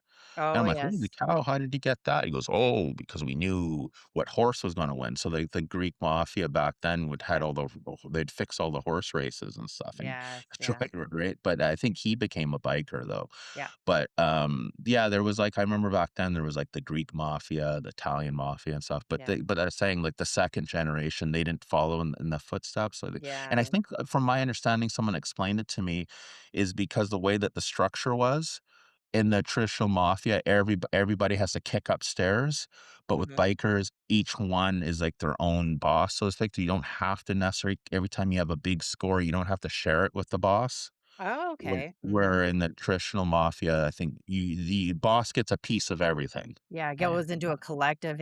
I just know that a very common sight on Commercial Drive too was a lot of the bookies in their shiny tracksuits with their oh, yeah. gold chains. They'd always have their little Yeah. notebooks, right, at taking bets and stuff. That was very common, and now you don't see that at all. It's just sort Yeah, of it's like those probably all old school. online now. Yeah, it's Yeah, probably well, all exactly, yeah. But and it's yeah. just, I find that too with a lot of the organized crime now or the drug wars and whatnot, there's not a lot of old school values anymore. Because even though No. those guys were organized criminals and there was a lot of Yeah. violence and whatnot, it's just not the level of, like, malevolence that I see now Yeah, it's amongst the more vicious younger. now, for sure, and they will Yeah. target people's girlfriends, family. Yes. Yeah, but back in the day, that was off limits. That was You only not yeah, allowed. yeah, you only targeted people that were in the life, Mhm. not civilians. Yeah, Now because and like, look at even Edmonton, there was a gang retaliation there, and they shot his 10-year-old son, oh my god.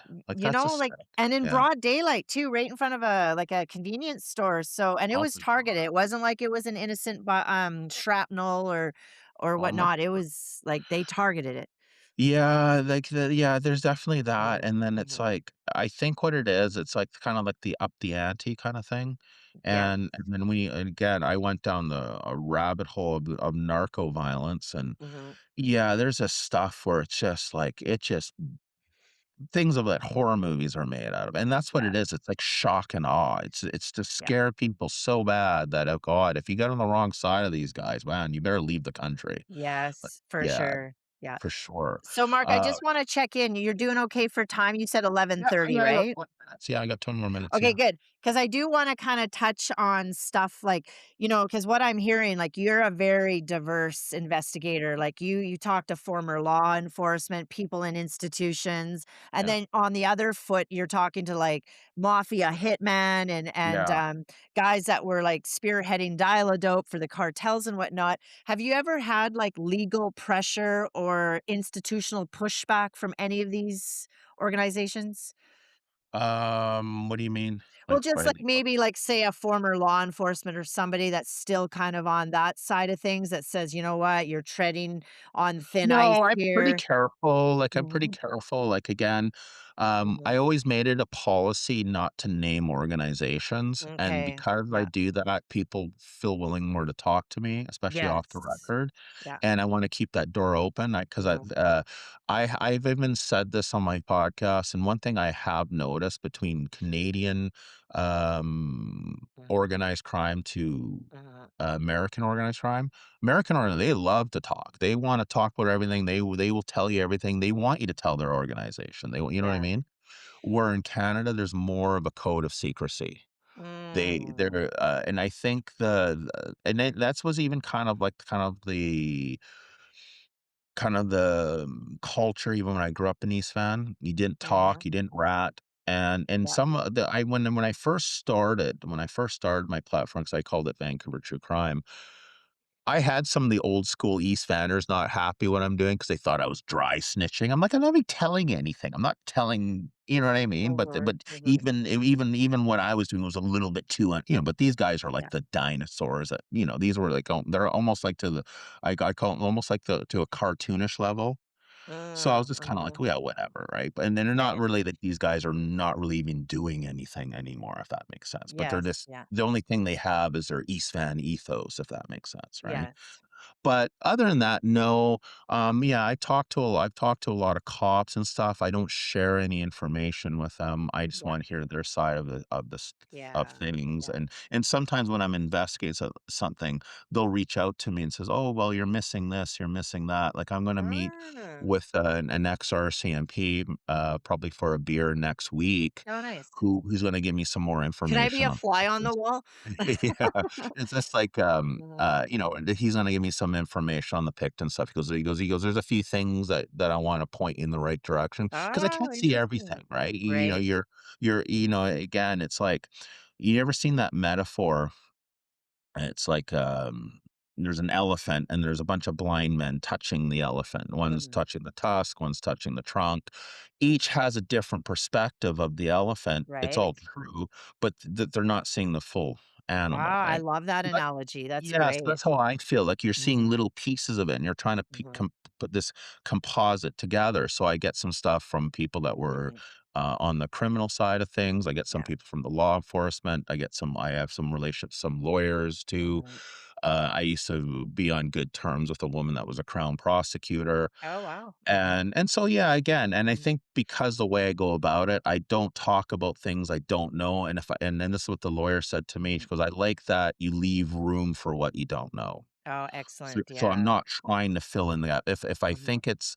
If it's just my opinion, I'll say it's my opinion. Mhm. If I'm speculating, I'll make it clear I'm speculating. If Yeah. it's a fact that I can prove 100%, then, Mm. that. So I think that kinda keeps me safe, if that makes sense. Oh, it totally does. And the reason why I really wanted to ask that question is because even for my own podcast, I've interviewed former Uh, law enforcement, special ops, and then right? on the other shoe, I've interviewed guys that have done 15 years in Texas penitentiary. Wow. Wow.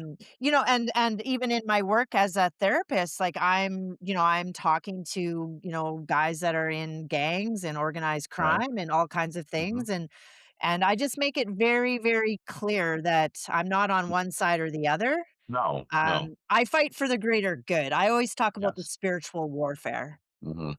because there's good and bad in all of it. Oh, for sure, and for Yeah. me, I'm trying to take something highly complex, Mhm. and in my opinion, that has not been explained to an adequate level, and I'm Yeah. sure if I'm curious, there's other people just as curious as me or even more Yeah. curious.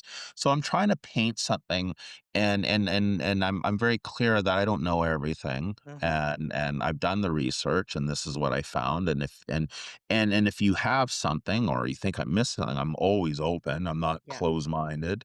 'Cause there's some people too, and I'm not really pointing fingers, but Mhm.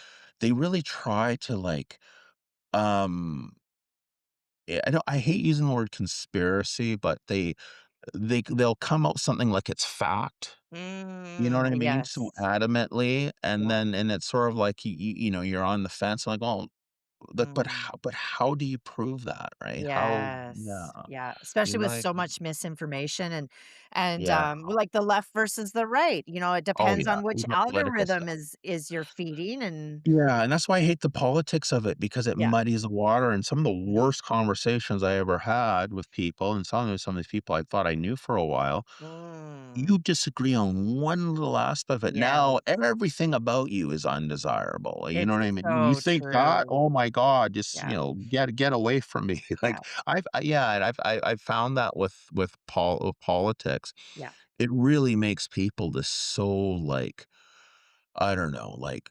hyperbolic, like, just, like, foaming at Yeah. the mouth, especially during the election cycles, Mhm. Yeah.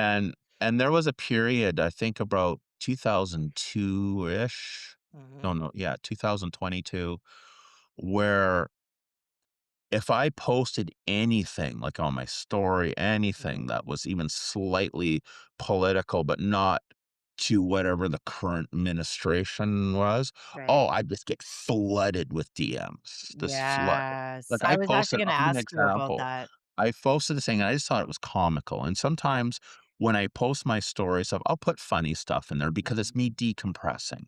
Yeah. Right? You know what I mean? I need to decompress from this stuff. I need Yeah. to laugh at it. I need to use gallows humor. I need to do all of that, Mhm. right? Yeah. And sometimes I just post funny stuff because it's just funny, right? Just a little Yes. laugh.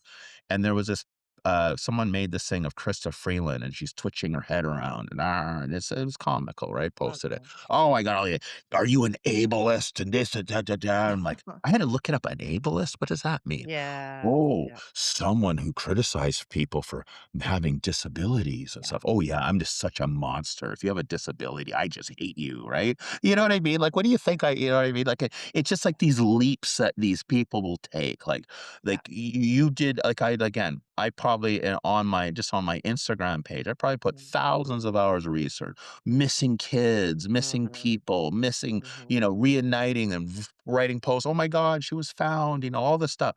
But Mhm. you did 1% of 1% of a bad thing to them. "Oh, fuck you, I'm unfollowing you, you Oh, piece of" yes. Yeah. you know what I mean? Yeah. Just like, holy moly, right? Like, there's Yeah. this is what I probably hate the most of our time, is that there's not enough debate, there's not enough where people can calmly articulate their Yes. point.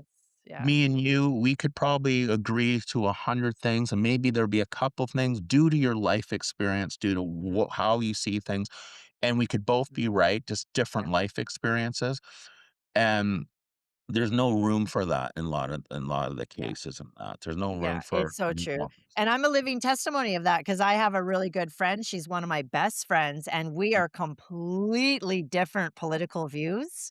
Right. Right? Like, I was pro trucker rally, and she's Yeah. like, "That was the worst thing that ever Yeah, happened," and for and, you Nazis. know, and honestly, we can debate, she'll Right. let Oh, me that's good. rant, I'll let her rant, and we just Yeah. come to this neutral ground, and Jonathan Haidt actually wrote a really good book about it, it's called Why Good People Are Divided by Politics and Religion.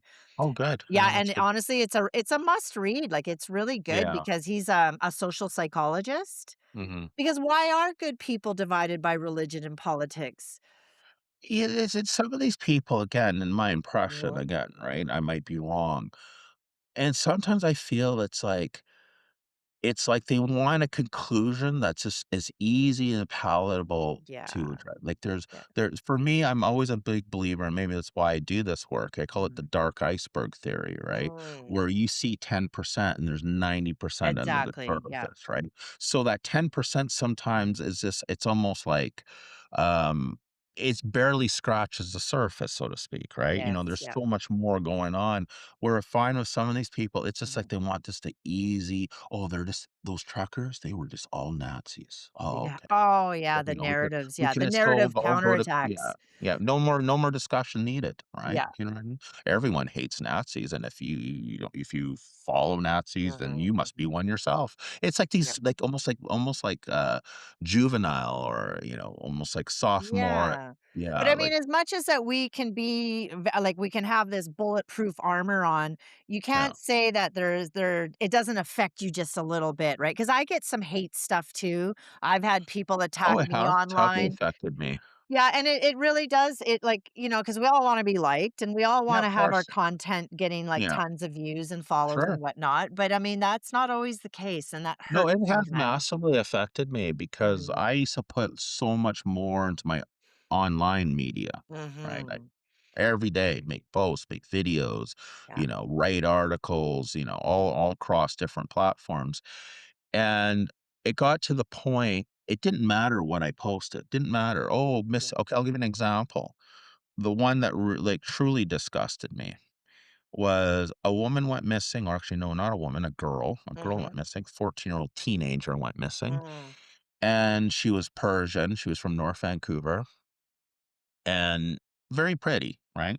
In the picture, she had makeup, nice hair done. So she looked older than 14 because she was wearing makeup and Mhm. had really, had stylish hair. everyone was arguing, though. "She's not 14, just" I'm like, "Yes, she is. Yes, she is. This is the actual police report." They just Mhm. argue and argue and argue. Got to the point on my platform where I spent half my time in comment, delete, block, delete, Oh, and it's brutal. not what I wanna do.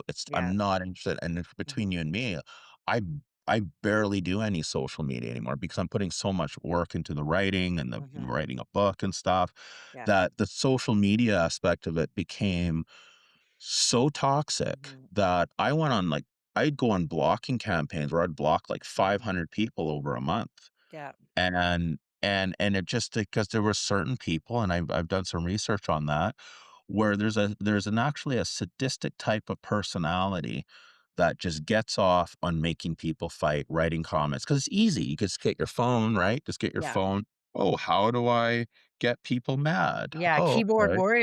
Yeah, warriors. totally, Yeah. and that's what they live for. Yeah. So therefore, myself, who, like yourself, who makes thoughtful content that takes a Mhm. lot of work. You Yeah. interview people, you edit it, you put out a polished, clip of Mhm. it.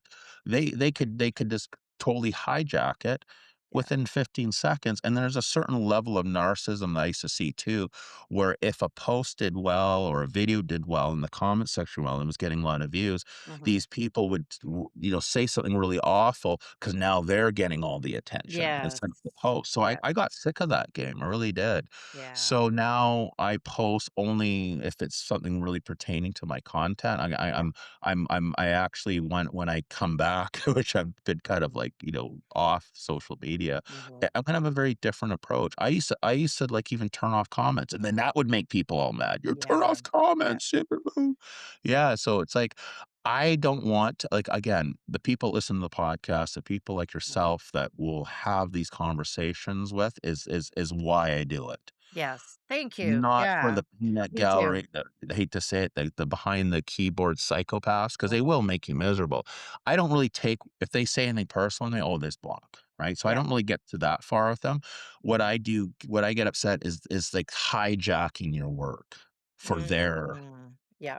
benefit or whatever. Yeah. So I've it always it is made it a awful. golden rule, if somebody makes a comment that wants to debate or throw negativity into the space, I'll respond one time.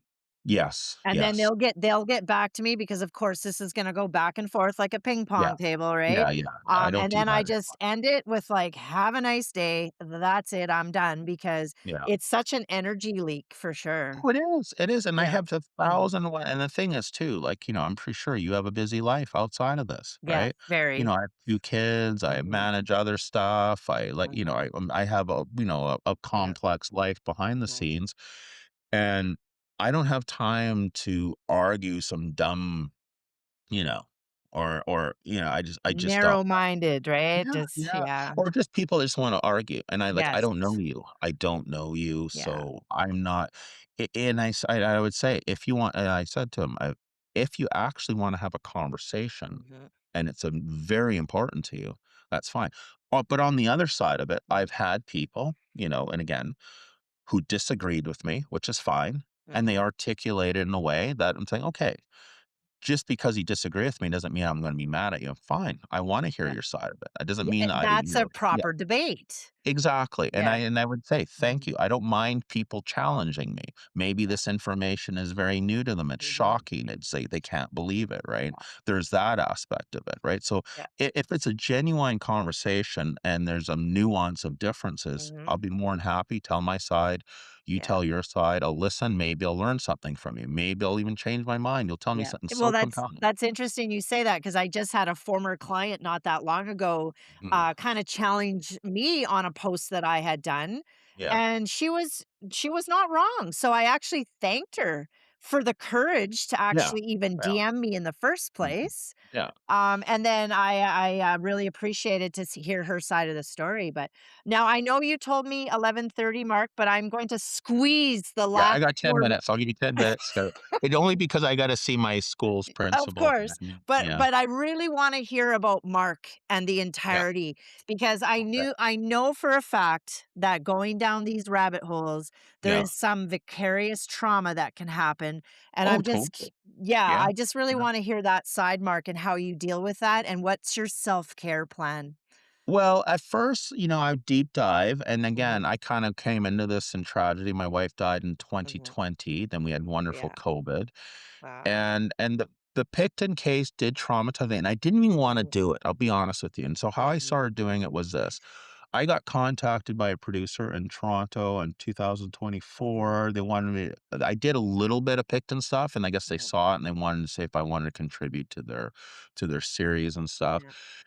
And then I thought, well, I knew I had so much more that I haven't released. I probably even Mhm. at that time only released about 10% of it, but I hated the case so much. It's everything about it is It's just grim. disgusting. It's So gross. It's grim. deprived. It's Mhm, it's lazy on the police reporting. I mean, on the mhm. police side of it, the investigative side, Yeah. everything falling down rabbit Mm. holes and Yeah. memory holes and even the way the media, in my opinion, Mm, was extremely inadequate. So I hated the case. I still do. I hate it, right? I believe it or not, I've been researching Jeffrey Epstein since 2007. that doesn't So I surprise was me. going yeah, so I was gonna start Mhm, putting out my Jeffrey Epstein stuff, which I have mhm, quite a bit of, and I still haven't put it out, and I was gonna focus more on that. I was gonna do this real I started this series I wrote called the Jeffrey Epstein Dossier, where I break down the case very systematically, almost like mhm, a if it like almost like a police report, like that kind of thing, very right. factual and right? And I still haven't released, so I was gonna do that. And then I thought, well, maybe, with this producer, I thought opportunity knocks. Mhm, Maybe I should just take my material and do a series and write a book out of it. And that way I have an intellectual piece of property, gives me mhm, better negotiating ability rather than, oh, I done some research to I wrote a book because, mhm, very mhm. different conversation. So I Yeah. decided to go that route. But at the time, it was like, world's going crazy. That's when around that, it's the city of Vancouver, random attacks, this Mhm, craziness, this world events. And then doing this dark research, mhm. it was pretty challenging. Yeah. And at first, I would just try to white knuckle it, push through it. If it was feeling really Mhm, overwhelmed, let's take a break. I also go to the gym. I work out. I mhm. Yeah. do yoga. I do Oh, kettlebells, good. things like that. Yeah. So I decompress Mhm, that way. But then it got to the point where I would literally work on it for about 2 weeks, and I'd take 2 weeks off. oh, And excellent. sometimes I'd Yeah. work on it a month, and I'd take a month off. So almost like Mhm. the amount of work I'd put into it, I Yeah. would have to take equal amount, just completely forget about it. I needed Picton and all Yeah. his out of my head.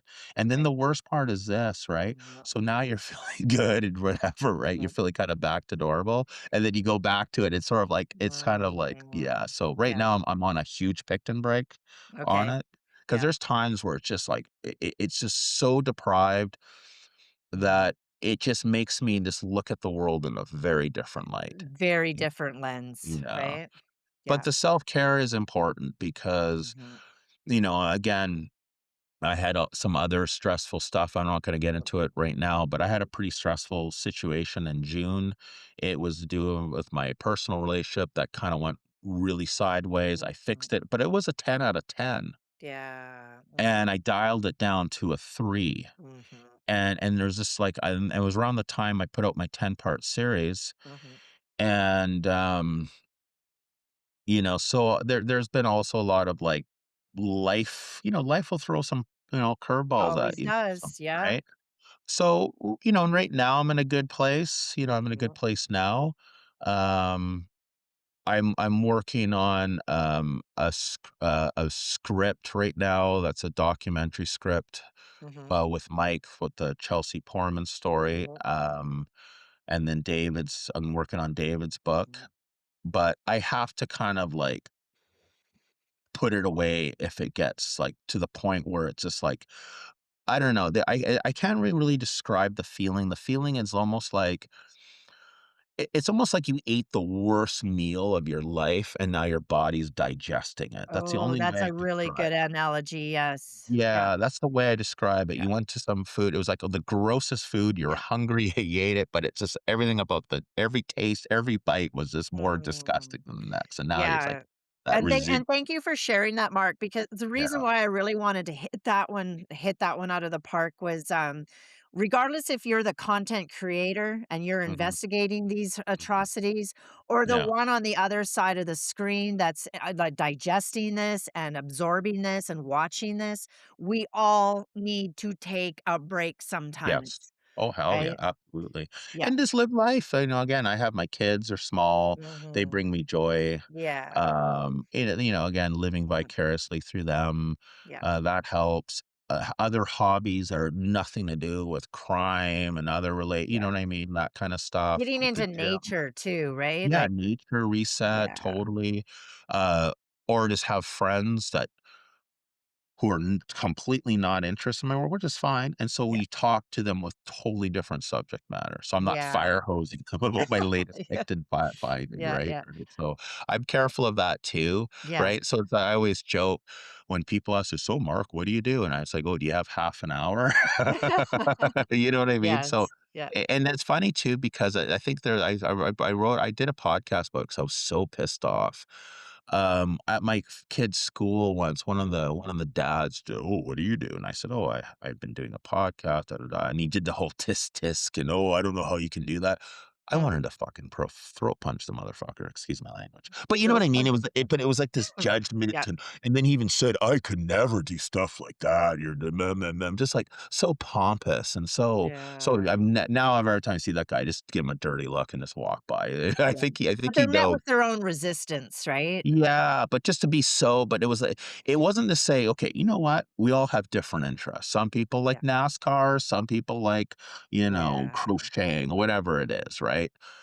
And just to for I if I talk to anyone and they say, "Oh, this is the work I've been doing," I don't find a way to crap all over it, and then I'm so Mhm. superior because I would never and that's what it was. It was Yeah. a exercise of arrogance, and Mhm. that really made me mad because it was like Yeah. I couldn't help but take it personal. It's sort of like, "I'm better than you, Yeah. and I sell hot tubs Mm. because I don't do true crime."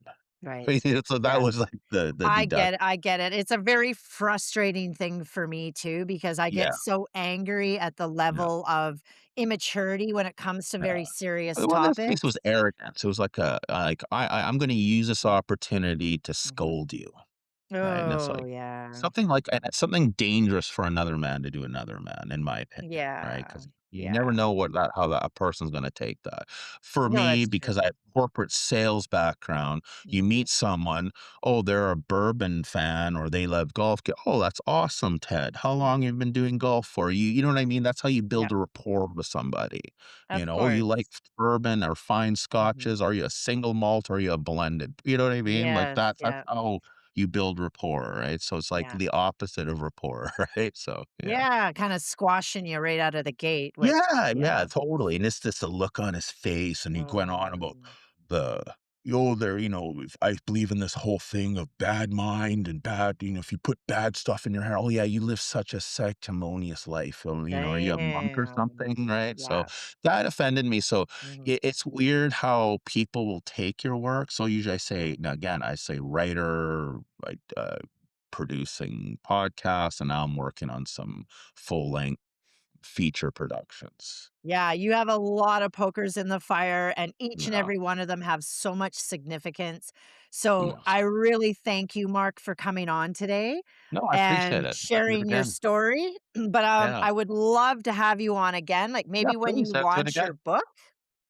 Yeah, I got a few things Mhm, going on for sure, like mhm, absolutely. yeah, I'm getting my podcast back up and running again. I took a little mhm, break from it. I needed it because as I said, I had some personal stuff that started in June and this yeah, kind of like I dialed it down. And you yeah. know what though? I did over 200 podcasts, so I kind of needed like a little breather from it. I'm not even It's close to work. that. Yeah, Yeah, it's hard work, right? It takes a lot of it work, the is. editing and Yeah, stuff. I'm more focused now on the writing. mhm. My goal is now is I'm registering the business properly now, and then I'm gonna start really applying for grants and stuff to see Ooh, if I good can get one. Yeah. get, my Mhm, first goal is to get Mike's, the Chelsea Poorman story produced. I think it's my most mhm. fundable project because it has all the most compelling elements. Okay. The book I hope will be done hopefully by this time next year at least, Oh, uh-huh. I'm pretty close to finishing it, but like I said, I'm taking a break. The only Yeah. thing that I need now, I have all these interviews. I got all these interviews left to Mhm. do. I got, like I said, the Picton's pen pal. I got, Yeah. people that were more in, so I wanna integrate their testimonies in it, Mhm. and Mhm. I have a whole list of people that were either at the Piggy Palace parties, things like that, so I wanna Yeah. integrate that story, but, like, again, this book, Mhm. Picton Land, it's not just about the serial killer, Robert Picton, it's about the Mhm. environment that created him, right? Yes. So, Yeah. I feel that without this environment, a Picton would not exist at all. Ah, Yeah, interesting. Yeah. yeah. Yeah, and that's why I get really frustrated with people that choose to turn a blind eye. Yes, yes, Choose not to watch the because it's content, not choose not to happens. read the book, right? Because Yeah. that's part of the problem in my eyes. Well, the thing is this, because again, I'm on the side where Mhm. the story about Picton is so monstrous and Yeah. reprehensible.